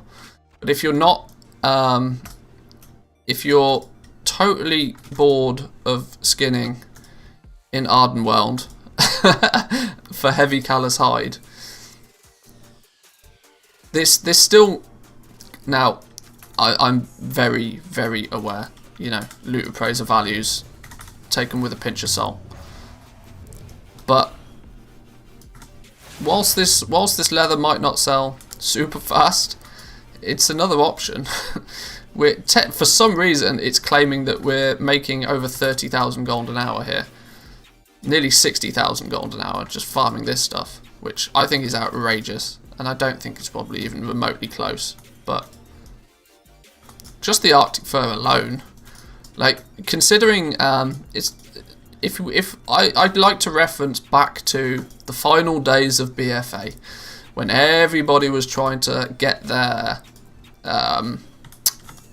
Brutosaur, trying to get that 5 million to get the Brutosaur, and people were literally grinding their face against a keyboard for like 6k gold an hour, when you could have probably tripled, if not quadrupled that, just by spreading your wings a little bit further afield. And you know, one day skin some borean leather, the next day go skin some exotic leather, the day after go skin some savage leather. And like, it might not sell as quick as current content materials, but if you've got enough of it and you make sure that you have it on the auction house, it will sell. Because there'll be people like me that will come along who want to craft a bunch of old items, to sell people for transmog, who will just buy it all up in a blink of an eye. And if the price is right, we won't just buy some of it, we will buy all of it. That's the cool thing about it. Diversity is key with gold making. And that's why I see so many people go wrong. Riplash Jerkin of the Quick Blade, 2,000 gold. 0.03. Why is that 0.03? That seems remarkably high. That means, like, every 30 times this is posted, somebody buys it. I mean, I know it's a world drop, but look how many alternative items there are that you can pick up for the transmog side of things. That'll be a vendor.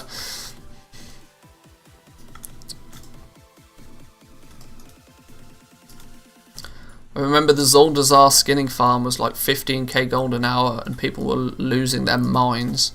Yeah, exactly. Like, there is no, like, to literally drive yourself insane doing something like that. I don't get how. I mean, fair play to people that stuck it through and did it and got their long boy, but that was not for me.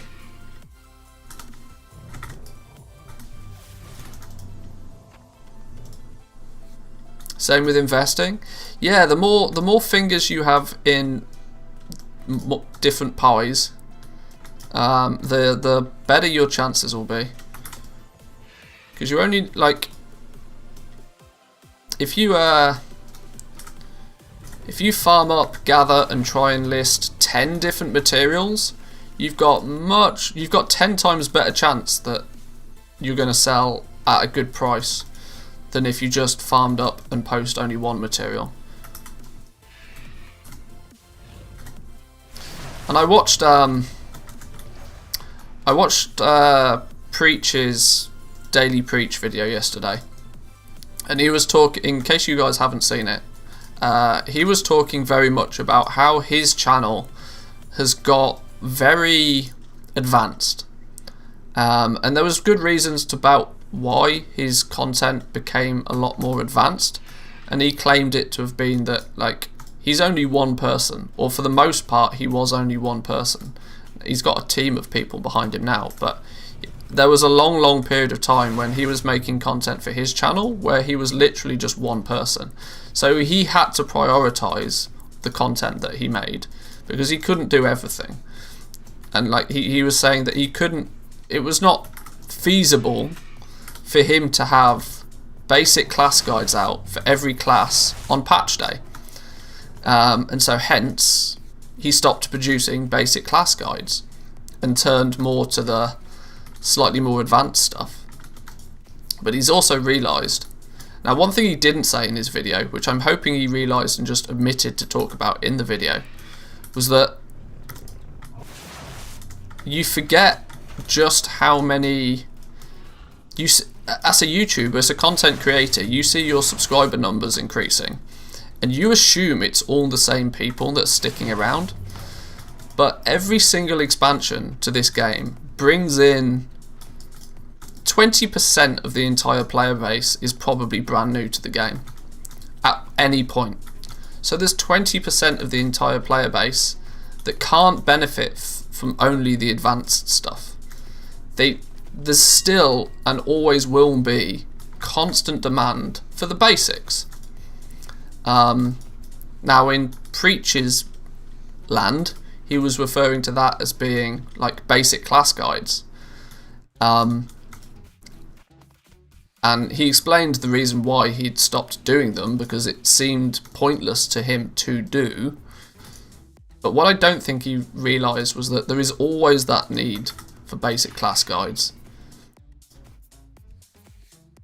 And I think the same is true with gold making. And this is probably why a lot of the gold making YouTube channels do really well off these like farming videos, because it's considered basic, and people want, who's stolen all my mammoths? People want quick and easy results, and farming is often considered the first thing that people will do to make some gold. And whilst I'm not the most prolific of farmer, and I don't naturally enjoy doing farming all that much myself. I kind of agree with Preach in that the need is there for it. And that's kind of like the emphasis of my channel was always to allow people to make gold, but do it in a fun way. And now, just because I don't find farming particularly enjoyable, doesn't mean that others... I mean, some people will do this for 8 hours a day and thoroughly enjoy doing it. They slowly see this gold number tick up, and it's that every time a good item drops, it's that constant little dopamine kick that makes it enjoyable for them. I unfortunately don't really get that, which is why I prefer doing things like crafting. My dopamine kick is when I sell something on the auction house. That's what I enjoy. But I was thinking, and this also ties into the fact that I wanted to do a proper start a fresh beginner series, and I'm trying to work out exactly how I want to do it. Whether I want to go over to the NA, make a couple of characters or accounts over there, and put together a series of like a Zero to Hero-esque sort of series over on the NA, or whether I just want to do it on a new server in the EU. Not decided yet. But yeah, I think drawing things back into the basics is worthwhile, because a lot of the stuff I tend to put out is more advanced strategies and like when people want TSM guides, people want like there's a huge need for like just the basic how to get up and running with TSM.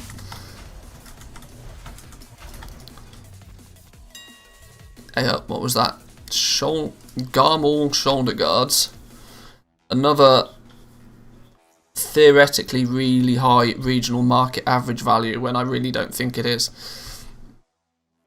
They come from about 1, 2, 3, 4, 5, 6 different items share the same appearance. That's probably why they don't sell. More vendor trash.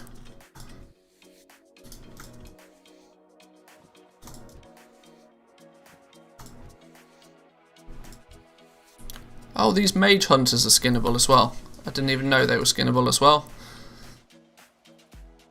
Well, you learn something new every day.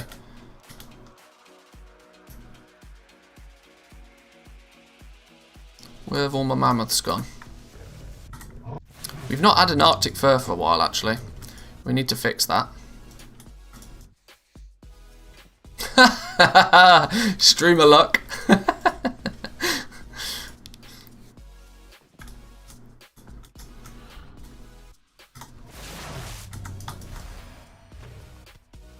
Maybe I should do that on every pack. Oh yeah, I could do with another Arctic fur, please, game. Blizzard gods are listening.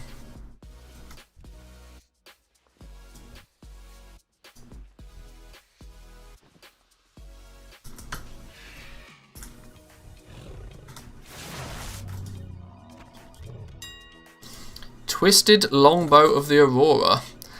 11,000 gold? Yeah, I call bullshit on that one. Twisted longbow, 11k. Although there's only 2 ways you can pick up the appearance, and they're both world drops, so maybe. It's a 0.01 sale rate though. Does it look any good? I mean, it's alright. It's not the worst looking bow I've seen, but I still don't think it's worth 12k.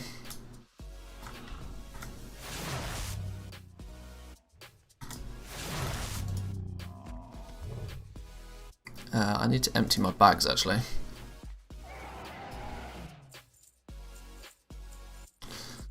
Get rid of all the trash.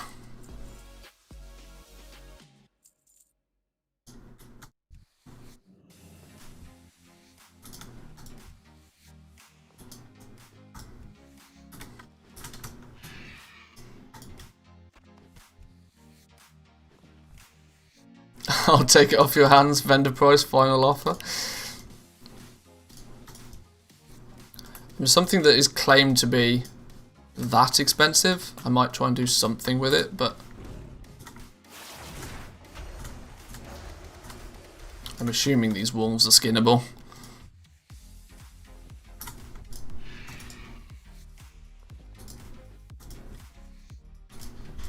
Oh, these mammoths, they're not dead, they're just sleeping, but I can't attack them. Oh, that's annoying. I'll forget those then.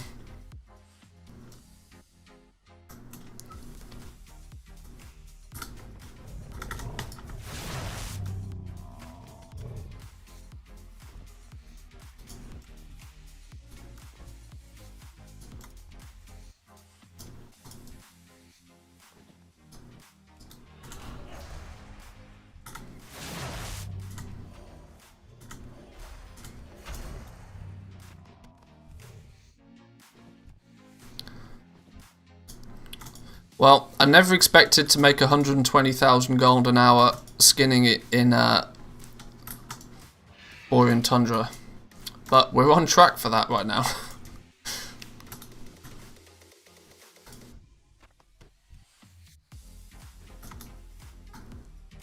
Now, like I said, while I've picked up some relatively sizable transmog items so far, I don't think there's actually a single one that I would actually even consider even putting on the auction house, never mind like claiming it maintains its proper value.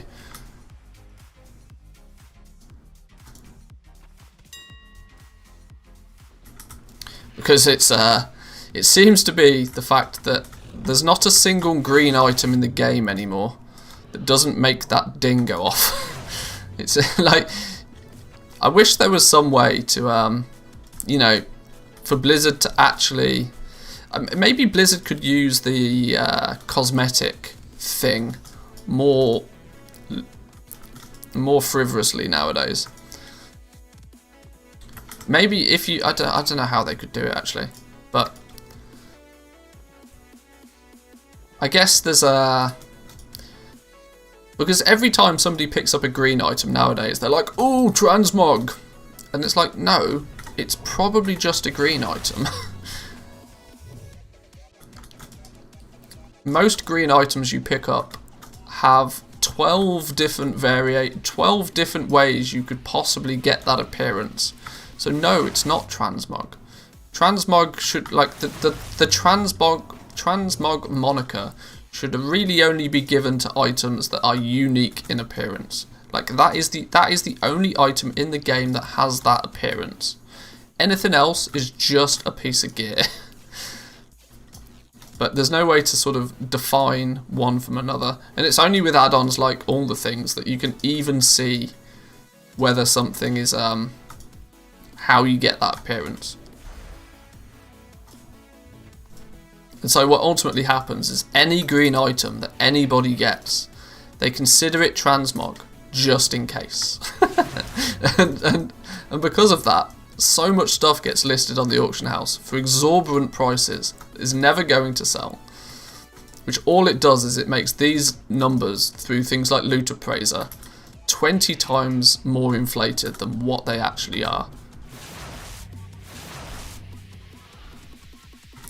But I guess it makes good thumbnails, right?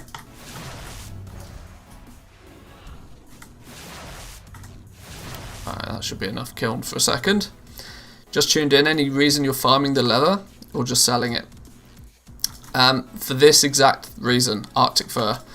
I need, for doing some crafting with leatherworking, I'm going back to basics. I'm going back to like making sure I've got all of the old school items or old expansion items that are A, profitable and B, sell at a reasonable speed.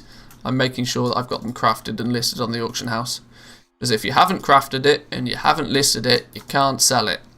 So let's go back to basics with professions and, you know, do some crafting like I actually enjoy.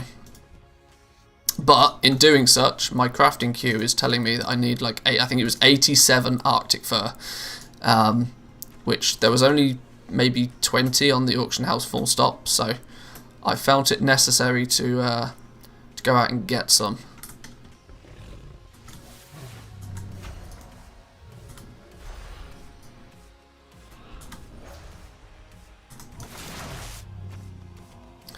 See, you can actually turn 60 borean leather into an Arctic fur as well. So all of this Arctic fur will just be like up converted.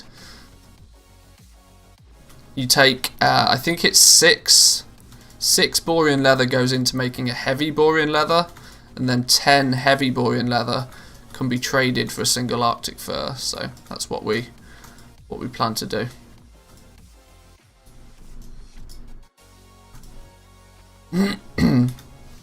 So in theory, 600 borean leather will equate to be, what's that, 10 Arctic furs, something like that. 600 borean leather will be 10 Arctic furs. I think that maths is right. Plus the 6 that we've acquired just through farming anyway. In 40 minutes so far.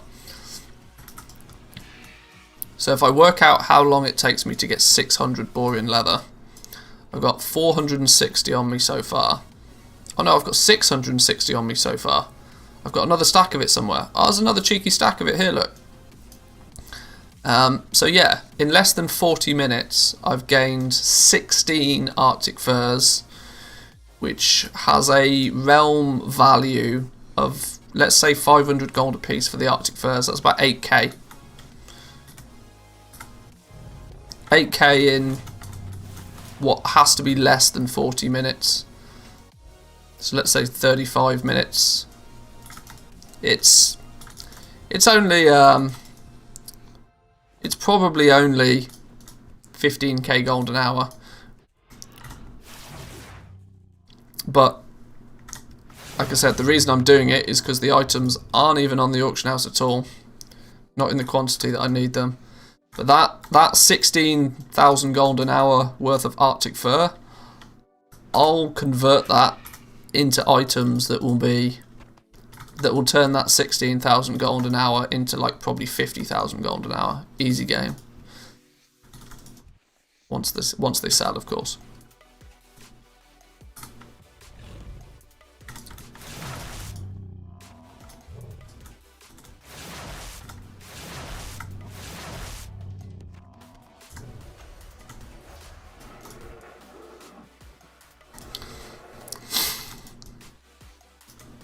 Bit of diversification. That's the key.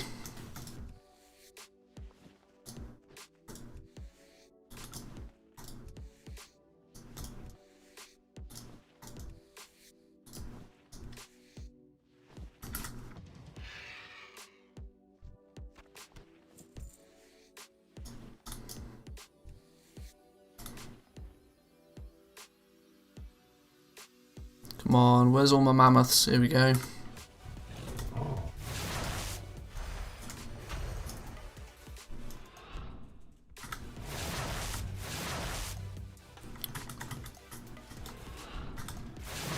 Oh, loads of them about. Let's just keep going. Run out of run speed. If I had a speed set on this dude, I probably wouldn't even need to fly anywhere.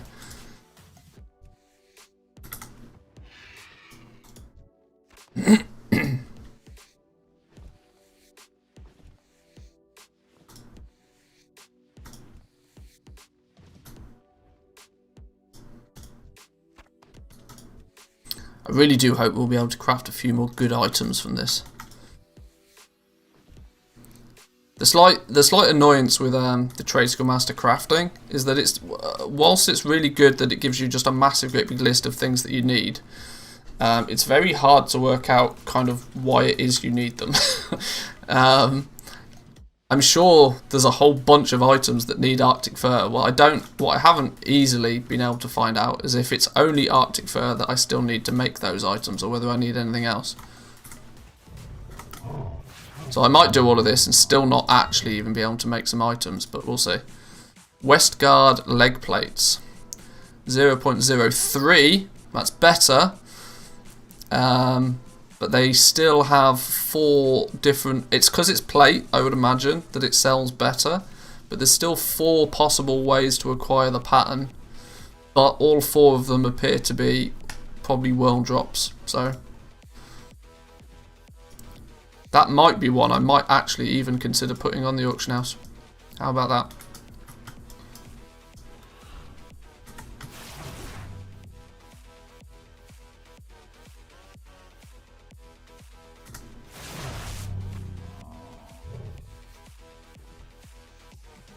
Now it would be really nice if I could, if this farm was to drop something. I mean, I can't even remember. I'm assuming there's such thing as world drop rares and epics and patterns and stuff from Wrath of the Lich King.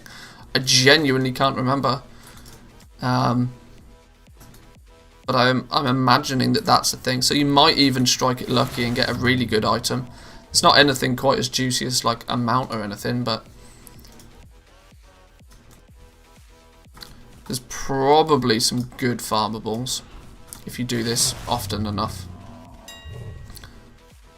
Westguard belt. It's obviously part of a set then.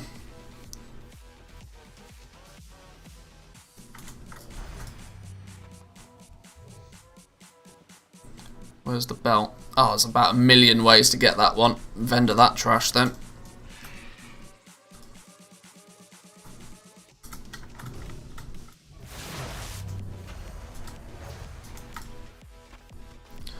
There's a toy that turns you into a gorilla in a bubble. Yeah, I've got that one. That's true. That's actually a good one.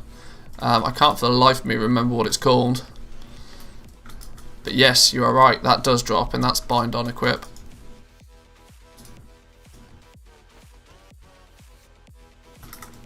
Oh, what is it called? It is a very cool one. Any toy that changes your appearance is always going to be a good seller.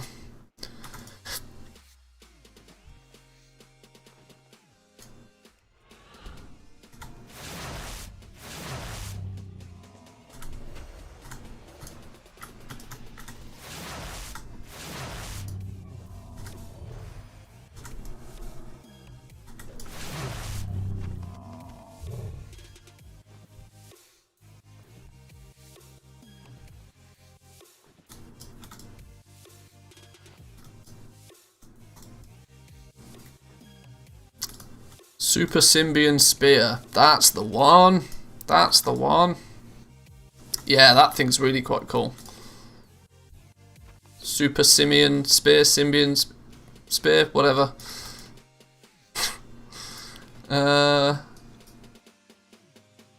Toy box.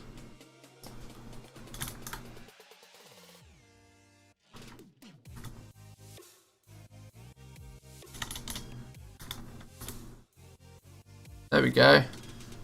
Go wild in a bubble for 5 minutes. 1 hour cooldown. Toy drop. Wrath of the Lich King. You get to be a monkey in a ball, look.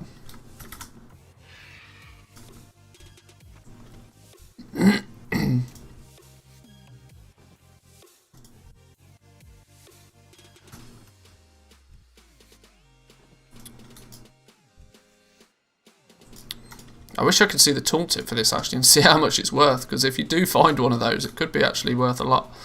It certainly looks cool. I didn't know it worked in flight form as well. Pretty snazzy. Apart from somebody's stolen all my mammoths.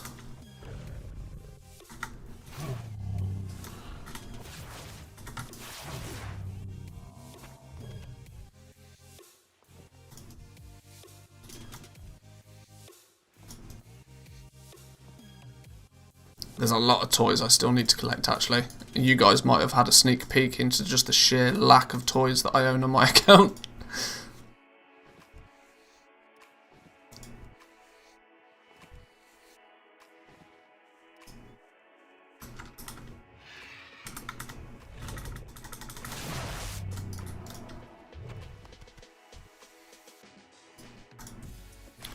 Right, for the numbers game, I'll do an hour here, I think. Once I've done an hour, then we'll go and convert everything into Arctic fur. That makes sense to me.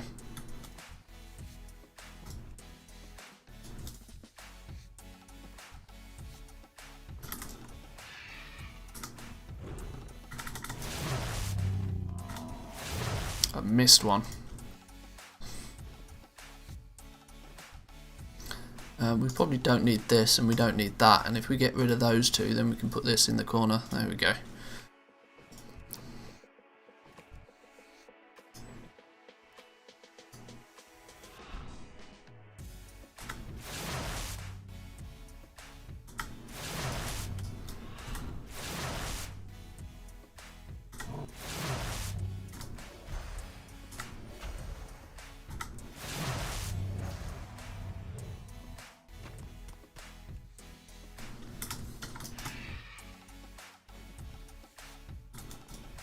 I missed one. You did.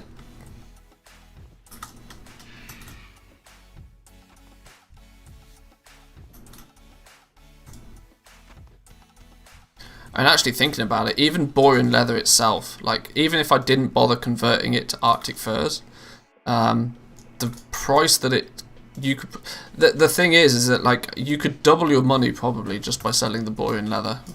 But if you convert some of it to heavy boring leather, some of it to Arctic fur, and then sell some of all of it, you've then taken one item and turned it into basically three, which is something I also don't see many people do when they do farming. It absolutely baffles me that I see so many people go so far out of their way to optimize their farming in terms of optimizing the routes, getting speed set gear put together, yet then they do some of the most ridiculously stupid things when it comes to the auction house. Like literally just mass undercutting for no reason whatsoever, not converting one item to another item to give yourself more chances of selling things. It's crazy. Most people that spend a lot of time farming could probably double, if not triple, the amount of gold that they make doing it if they just, you know, were smart about how they sold the items. But I see so many people that say that, oh well, I do farming because I don't want to have to deal with the auction house. It's like, well, if you just, you know, took 5 minutes out of every hour to just put the items in proper TSM groups and sell them that way, you would make so much more. So much more. Orca leg wraps. There's like a bajillion ways you can acquire those. They'll be vended.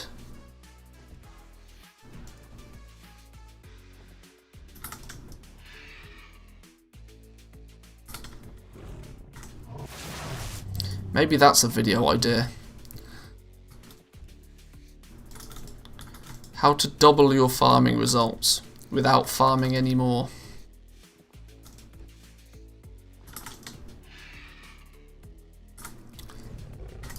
Even something as simple as like selling your items on the right day of the week. Like anybody that does any crafting knows full well that, especially current content materials usually are very expensive on a Wednesday, very expensive on a Saturday, but then Sunday through till Tuesday and often Thursday and Friday, they're much, much cheaper. Now, even if you farm and go straight to the auction house and list your items, then when you're farming, you're probably like missing out on crazy amounts of gold even there.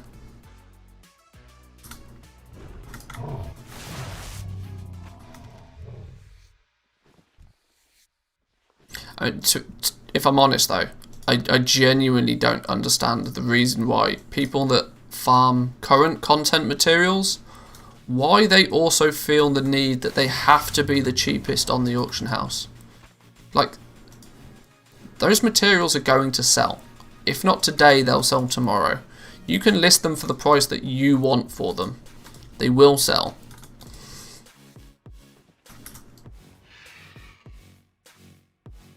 I think it comes down to impatience, I think. I'm not sure.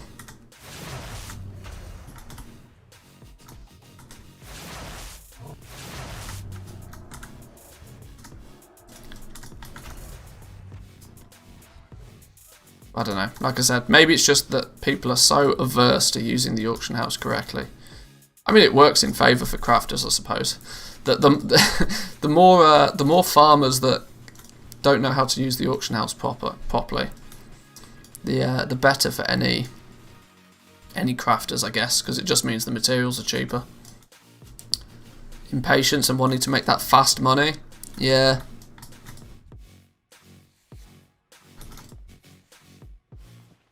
And imagine though, imagine if everybody that at the back end of BFA who was farming like crazy to get their longboy, what if those people, instead of making the 5 million gold that they needed for the Brutosaur, would have been, they probably would have been able to make 10 million gold with the same amount of effort.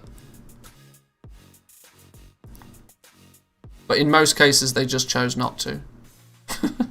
Or maybe not, okay, chose not to is probably a bit unfair, but were unwilling to take that extra 2 minutes of effort to learn how and when to sell things properly, where they could have in theory doubled the amount of gold that they made. Battle Axe for 6k, we call him BS on that one. Only comes from two items: Finned Battle Axe and Deforest Axe. So if you want the appearance, there's only 2 ways to get it. Still only a 0.02 sell rate though.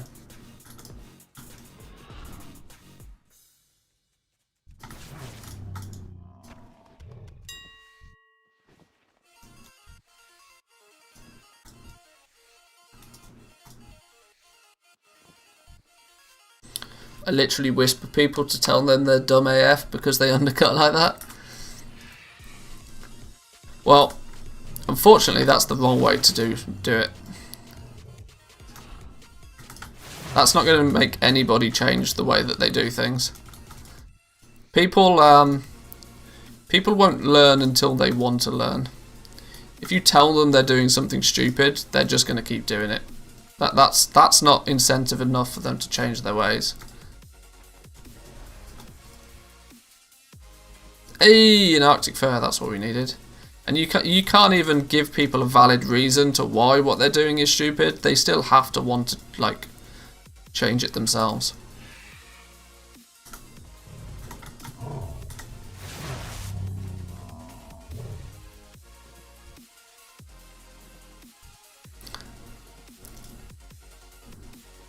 I have some business partners because of that now. Fair play.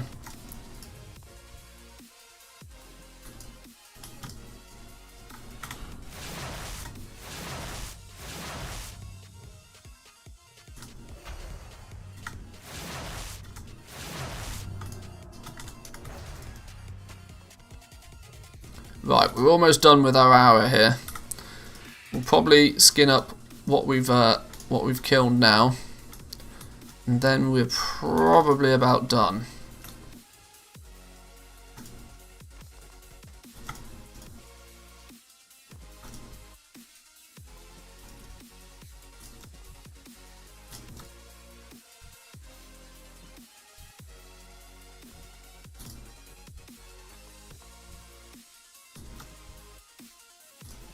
I can definitely understand why there's not so many Arctic Fur on the auction house though.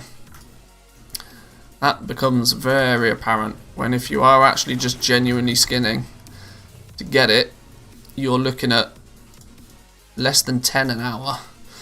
You thought Heavy Callous Hide was bad. Say hi to Arctic Fur. This is on the assumption that you can insta kill mobs as well.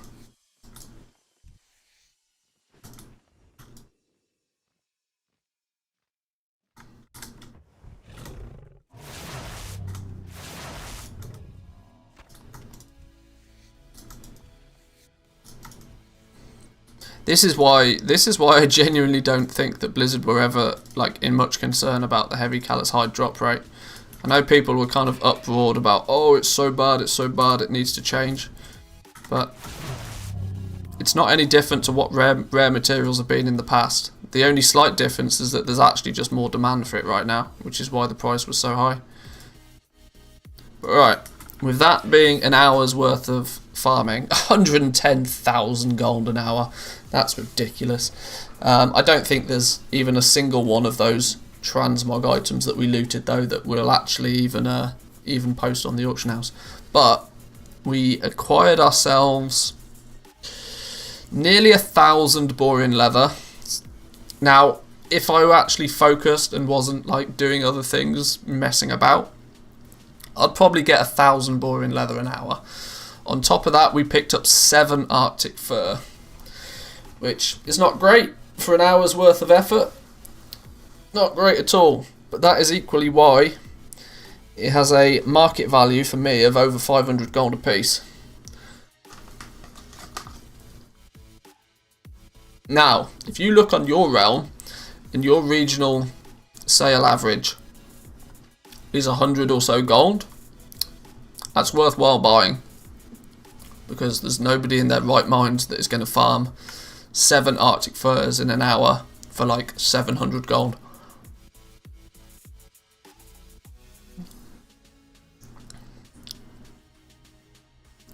The borean leather, we can convert. If we convert the 1,000 borean leather, well, 900 borean leather will be 15 Arctic fur, I think. Yeah, 900 borean leather will convert to 15 Arctic fur. So we got, let's just say, 20 Arctic fur an hour farming the woolly mammoths. So yeah, 500 gold a piece. It's still only 10k worth of materials, but for Wrath of the Lich King content, that's really not that bad at all.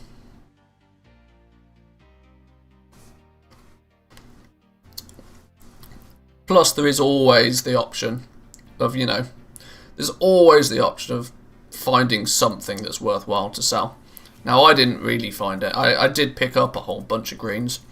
None of it that I would probably even consider trying to sell, though. Only like items like this, where there's like 20 different ways to get the appearance, it's not worth you trying. People that are buying it for the purpose of transmog have so many other options. Did we get anything that even remotely looks like transmog we might try and sell? I mean, braces people don't buy for transmog anyway.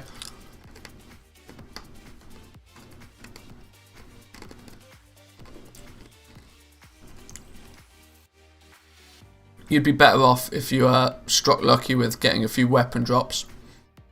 Finned battle axe, there's only 2 ways to get that appearance.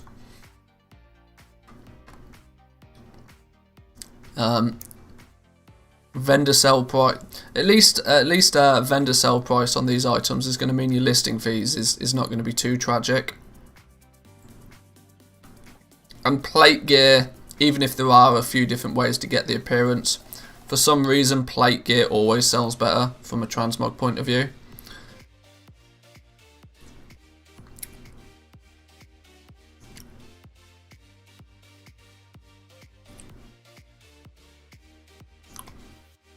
Okay, but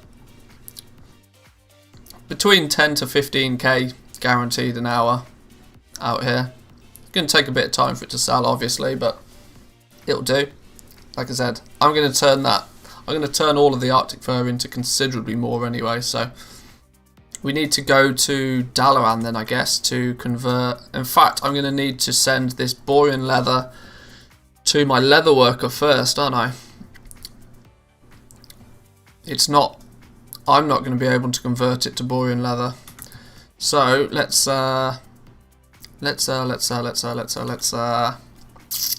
just hearth back for now.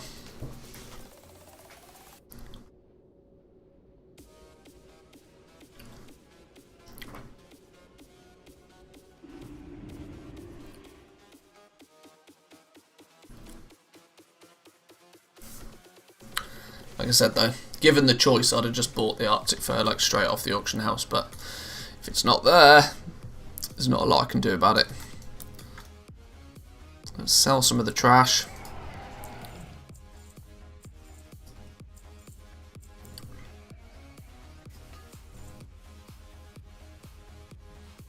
Let's decide if we are actually going to sell any of these. In fact,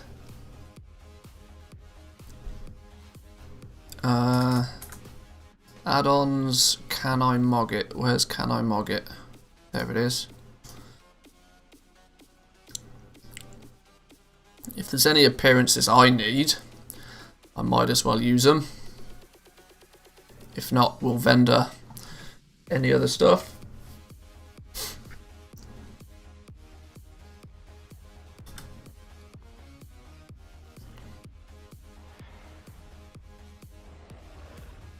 No surprise, I have most of the appearances anyway, which means we'll probably vendor most of the stuff.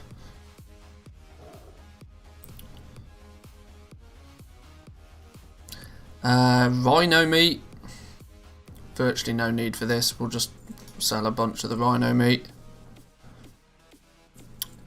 Girdle of the Fire Flash, summon, loads of ways to get it. I've already got it. 0.01, vendor. Drumunga Gauntlets, loads of ways to get it. I've already got it. 0.01, vendor.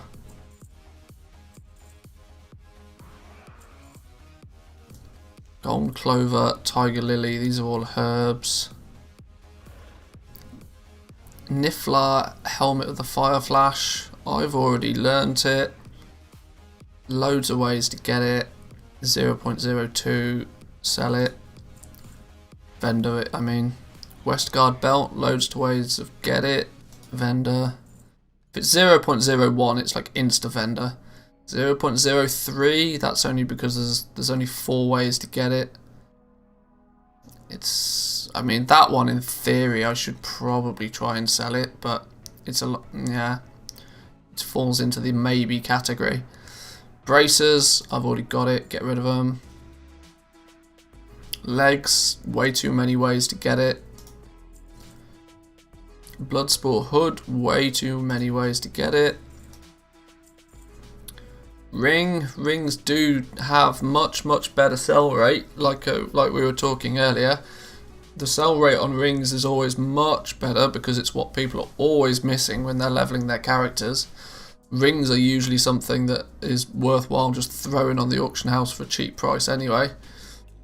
Goes in the maybe category. Braces at 0.01, see you later. Loads of ways of getting these legs. I've already got them. 0.02, vendor. This is what people should do before they post a whole bunch of green items on the auction house. You know, you want to kind of vet them first for if it's even worth your time listing it. And 90% of the time you'll realise that no, just vendor it. It's trash, get rid of it. 0.01 sell rate. It's just I don't even care what it is. If it's a 0.01, it just gets deleted. Unless I need it, and then I'll send it to whichever character can learn it. 0.03 Wormskull legs. Wormskull and Westguard both share the same appearance. So these should in theory be valued the same. And they both have 0.03. Interesting. Twisted Longbow. This is the one that apparently was worth a lot when it's really not. It's a 0.01, so we get rid of it. See you later in a bit. Bye.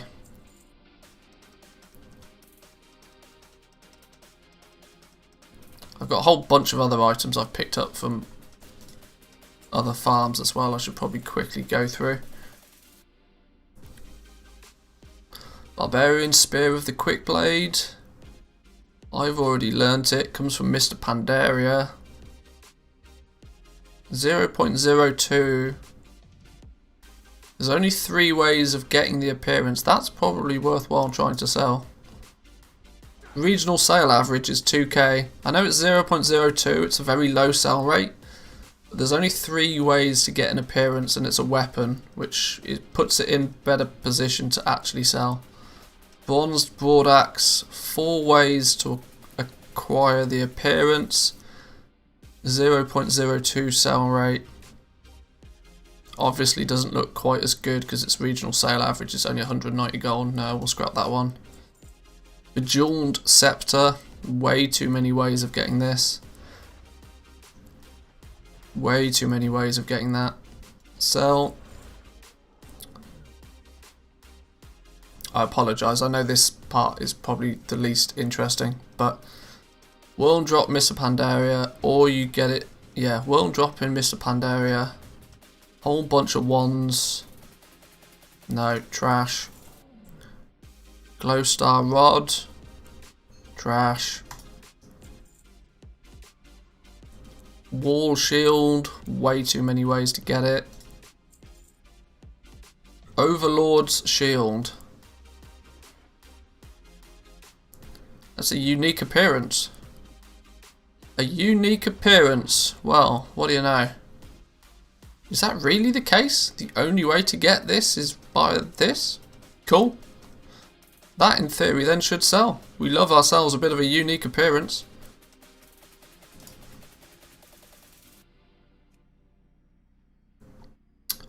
Blackthorn Helm.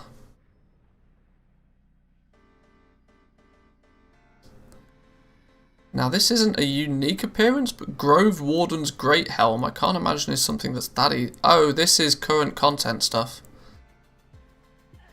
Comes from Ardenweld. Well then there'll be millions of those then. Let's get rid of that.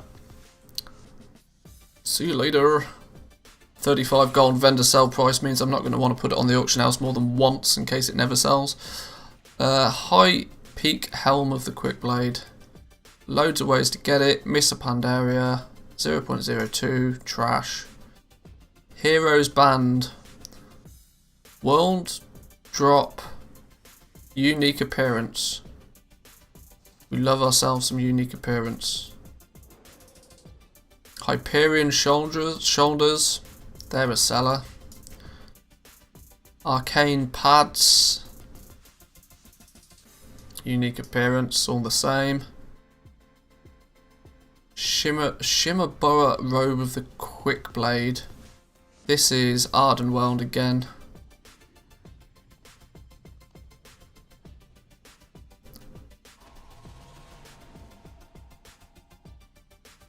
No, if it's current, I'm not faffing around with current content stuff. It costs way too much to post it on the auction house, that's the problem.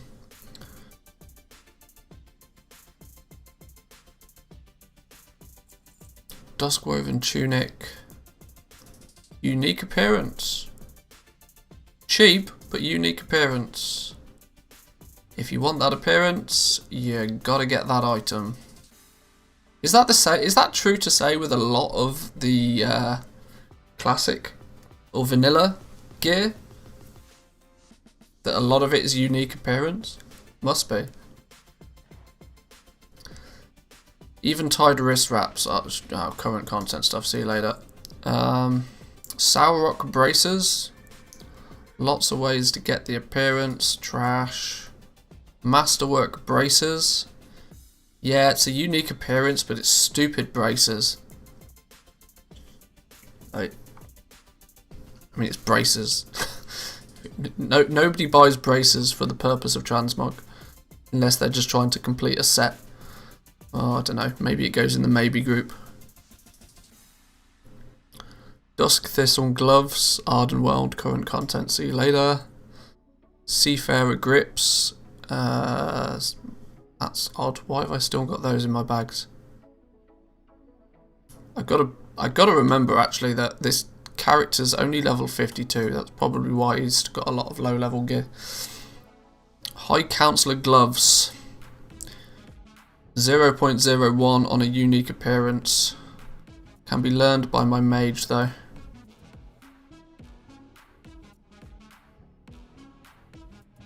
Emerald girdle, loads of ways of getting it. Trash.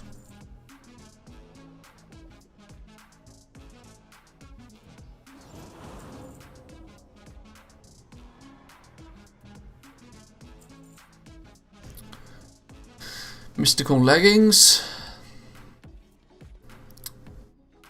Can be learned by my mage. Righteous leggings of the quick blade.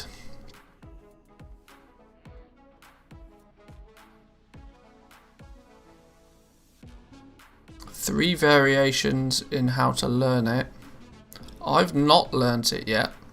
It's got a really good regional sale rate as well. Cheap mind, but good sale rate for what should in theory be transmog. I might actually learn that myself. Eventide Sabatons, oh that can go away, see you later.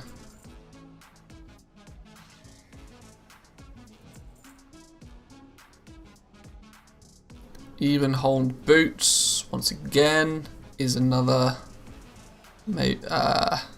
good sale rate, good average price. That will go in the maybe category. Imperial red boots. I think this also is probably in the maybe category. If for nothing else, I'll go and learn it on my mage.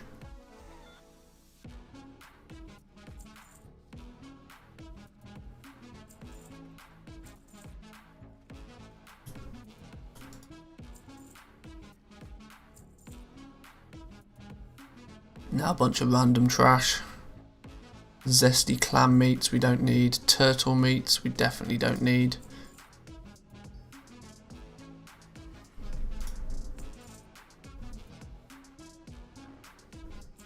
Right, there we go. That took a little bit longer than expected, but... Oh no, hang on, we've still got items down here. Jesus. The 0.03, that's really not the worst sell rate. I guess it sells potentially because it's plate. Cold rock leg plates, 0.01, see you later. The problem with, I mean 0.01 could even be, technically that's 1 in 100 times it will sell, but the problem, because that's the smallest number that TSM tracks, I mean it could be anywhere from 1 in 100 chance to 1 in a million chance of selling it. It might never sell. At least if it's got a sell rate of at least 0.02, you know that it's somewhere in between selling 50 times and 100 times, listing it 50 times to 100 times.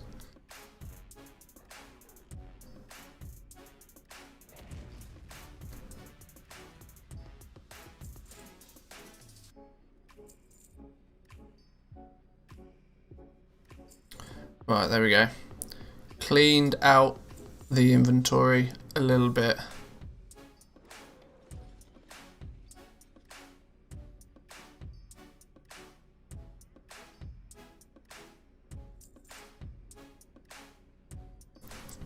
Alrighty, so let's get some of these items mailed over.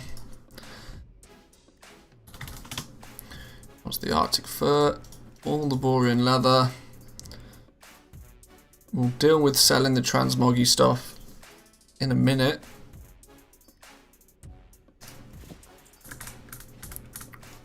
Right, let's turn some of that into the Arctic fur we really wanted.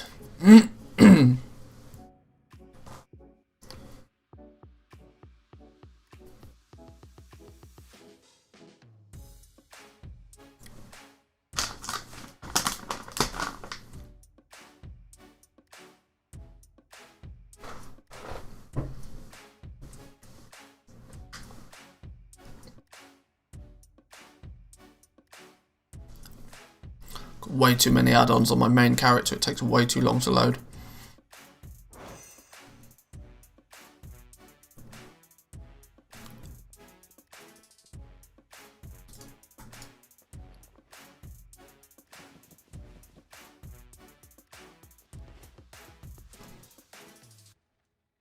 So in theory now, we should be able to convert a whole bunch of this to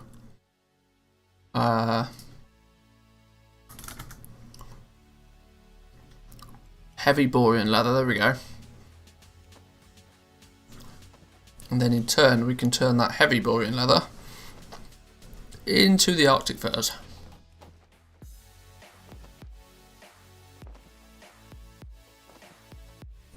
How's 9.1 looking so far? Potential for the multi-mill weeks of 9.0. There's literally no way at this point to tell. Honestly, I don't think that we will. I mean, never say never, but the legendary system was basically the stars aligning for big goblins to make filthy amounts of gold, and not just on a like flash in the pan kind of like Dark Moon cards are every year or every expansion. I don't feel we'll ever see anything quite like the legendary crafting system for goblins again, because it was way too ridiculous.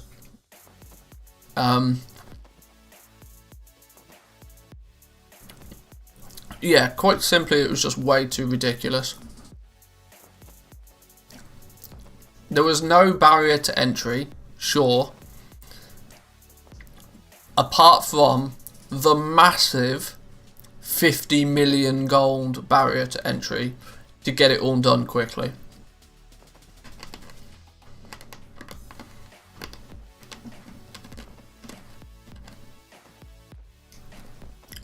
And because Blizzard time-gated the ability to even get the different ranks of legendaries, meant that it was, like I said, meant that it wasn't just a one-time thing, like Dark Moon cards tend to be, that lasts a few days and then it dies down really quickly. It was, and in some cases still is, a constant stream of gold for those that power leveled it at the beginning. I don't feel we'll see anything like that again. You might get a similar thing happen again at the start of an expansion, but I don't think there'll be like 0.1 or 0.2 or 0.3 patches that will ever be even remotely close to as profitable as that was.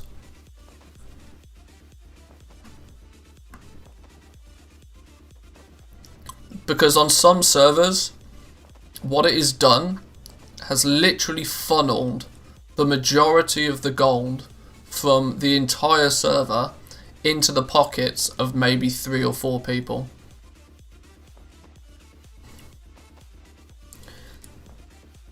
Which is just bonkers. And I don't think it's something that Blizzard would want to repeat. I mean, it's the definition of the rich get richer and the poor get poorer. Because you think about the amount of gold that a lot of people made from skinning casually at the beginning of the expansion. All they then did was give all of that gold that they made from skinning by selling the leather to the crafters straight back to the crafters to buy their legendaries. Now I know that's a very broad simplification of how it works, but the fact that the legendary system by far was the most profitable thing that you could be doing, like by far the most profitable profession. I mean, if you had rank 4s in leatherworking the first couple of weeks, you were churning out gold like crazy. I've seen so many people who have gone from having very little gold at all to 10, 20, 30, 40 million gold just because of legendaries in the space of a few months. Crazy. Don't think we'll see it again. I mean, I'd love to see it again, but I don't think we will. It's going to mean that for very, very select few people, they're going to absolutely dominate the auction house forever now on their realms. Because it's just hoovered up all of the gold from every single one of the players that started. And it's put it in the pockets of a very small few. There'll be a few Elon Musks and a few Jeff Bezoses on your server. But everybody else will be back to working for minimum wage. Skinning for 5,000 gold an hour before too long. If not already.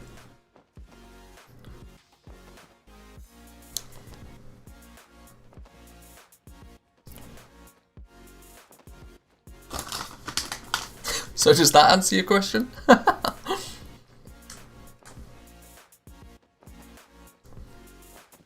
Right, I probably should save some Borean leather because I probably need some.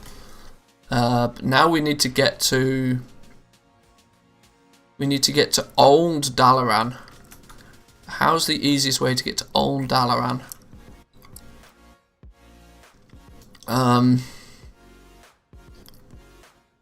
Because our Dalaran Hearthstone takes us to New Dalaran.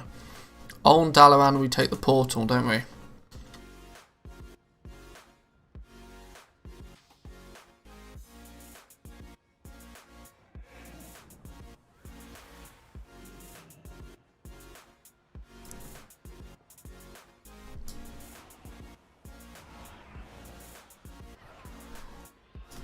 I think this one? Yes, there we go. Crystal Song Forest.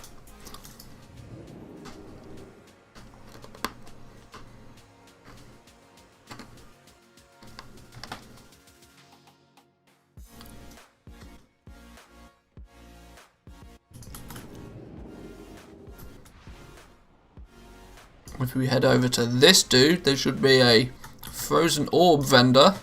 Here he is. No?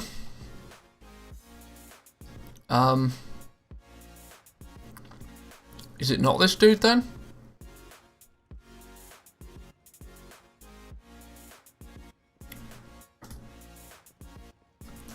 Is it from in here? Fur and leather trade. No, it's this fella. Here we go. Now we can buy our Arctic furs. Do we need any of these patterns actually? I don't think we do.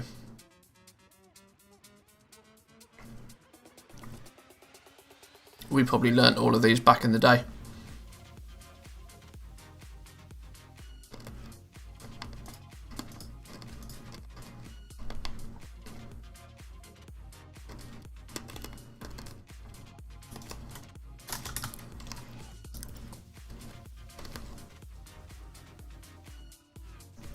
Burned myself out a bit with Legos and quit in January after making 30 mil. Thought profits would be smidgens compared to what I was making each reset day. Said it before, but thanks for bringing me out of WoW poverty. You're very welcome. No, yeah, I think the fact that people have been able to make... let's remember that Shadowlands came out end of November. Right. Was it end of November? End of November. Shadowlands has in essence been out 3 months. And in 3 months to gold cap 3 times is mental. Like quite literally ridiculous levels. That's hitting that you're then hitting gold cap once a month.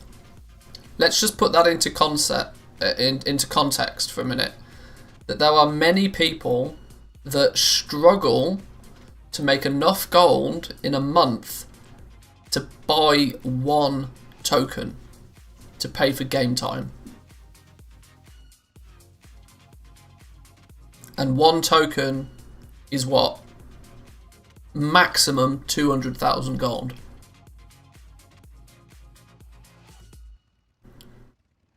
Had a friend make 100 mil by January. Yeah, people were making stupid money with the legendaries.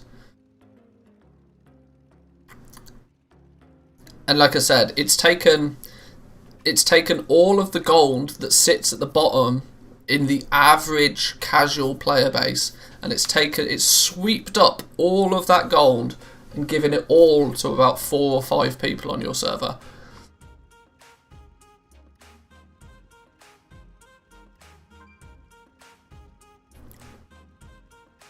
Now, I'm sure there's still lots of people that have got lots of gold on the realms. It's very difficult to get an idea of just what the average wealth is of players on a certain server. But trust me, the top 1%, the top 1% have been selling legendaries.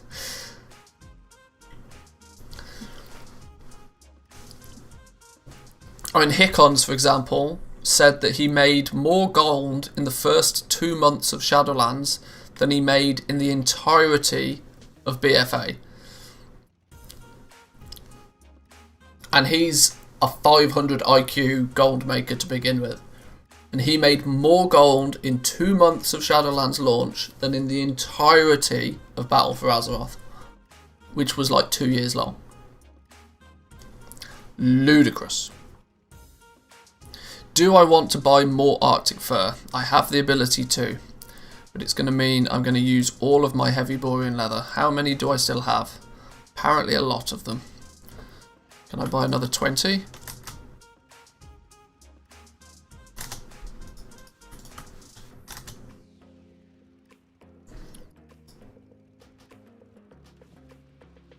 Can I buy another, like... Oh, I can buy another 5. Sure, well, we'll have another 5. Will it only take from the ones that... Why won't it take from the ones that I've got in my bank? Okay, well, maybe with some Arctic fur on board, we should hopefully now be able to craft at least a few more items. He says, fingers crossed, maybe, possibly, please. Yes! Look at all the items we now potentially can make.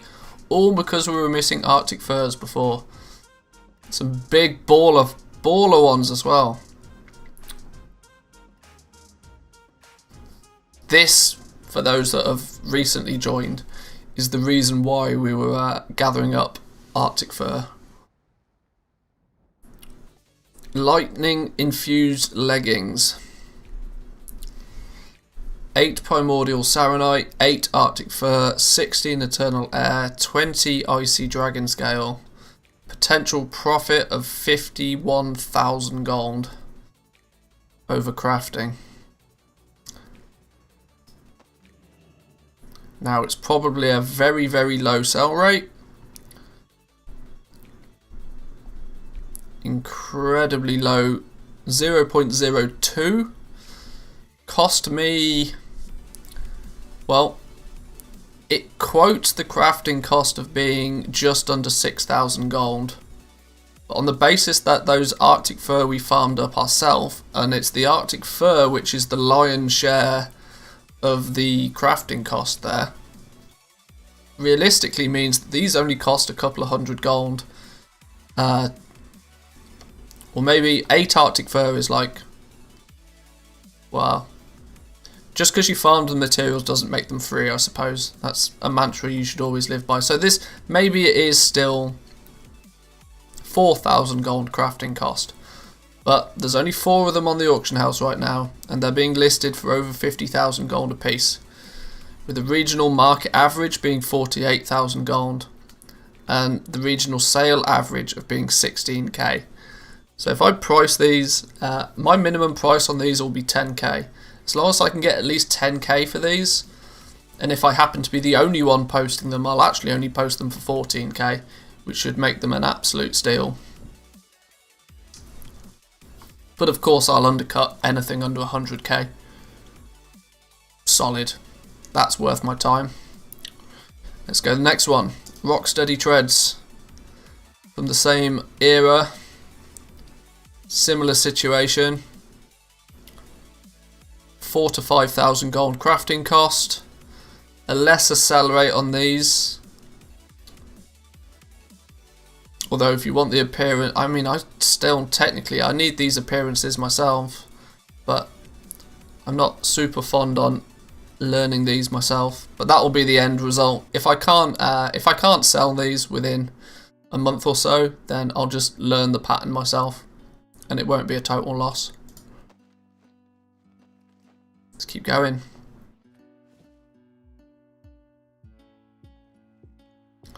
Footpads of Impending Death. Wrath of the Lich King again. Same situation. There's none on the auction house right now. None on the auction house. Apparently these were a lot more expensive to make. Why were these so expensive? Because it considers Nerubian Chilton to be 13,000 gold. No. That's bonkers. That's not the case. Why is that thing supposedly so expensive? That was just like a rare random dungeon. Okay, sure. That one's blown out of proportion.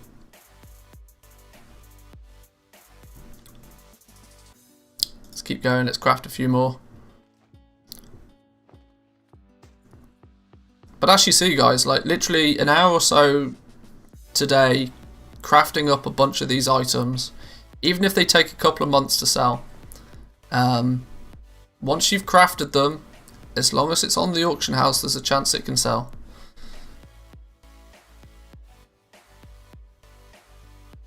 And if you're if 400,000 gold, if you've got that lying about because you've made a whole bunch of gold with legendaries, there's no reason not to have it invested in a bunch of items instead.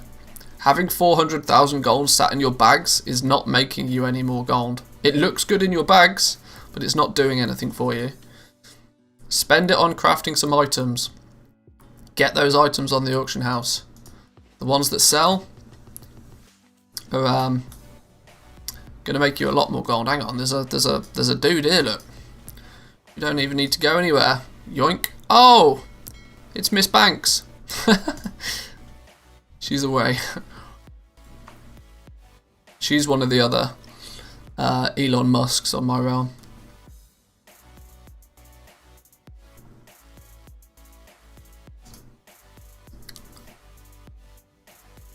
So it might have only been 1, 2, 3, 4, 5 items going up on the auction house, but those 5 items had an average price of about 40k each. So if we sell them, GG.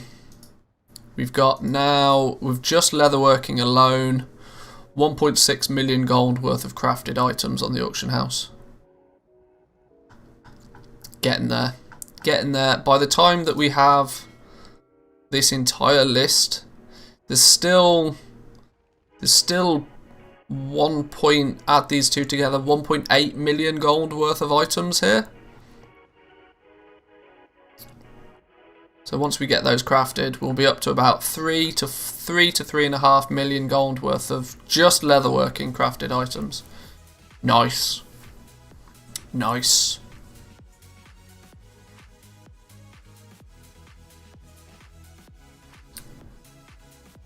But that's my methodology when I talk about going back to basics. Most people who have played the game for a reasonable amount of time have got professions kicking about that they've not used for a while.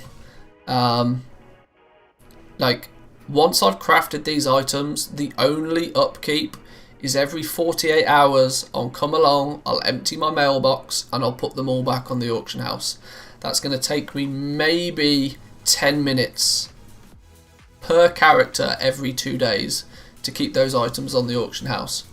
And eventually, and now I only started this yesterday, but eventually with enough items on the auction house, you'll start to see some steady sales come through with enough items. It's the methodology of, like, if you throw a whole bunch of stuff at a wall, some of it will stick. And as and when it sells, if it's still profitable, you'll just recraft it again and repeat the process. And it's kind of passive. It's a big effort to begin with, because yeah, to go and either buy or gather up 500,000 gold worth of materials is slightly time consuming and, you know, a bit annoying to do in some cases. The fact that I still technically need, like if I look here, where is it?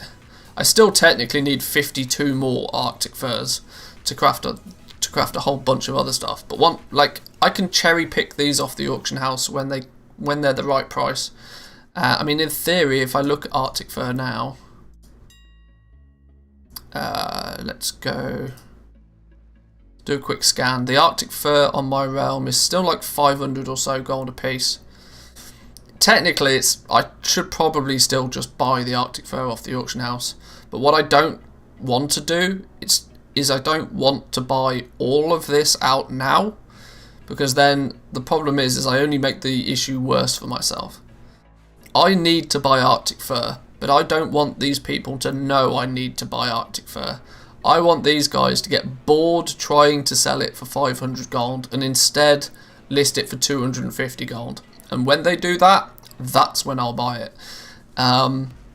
So if I bought all of this now, all it means is then I'm not going to be able to buy any Arctic fur again for a long time. If I just keep my eyes on this is why sometimes it's actually sensible to not reset markets. If it's a material that you need for the purpose of crafting, you don't want that market to be reset because you buy all the materials out from there. I want these people to get annoyed that their items don't sell, and I want them to start posting them cheaper and cheaper.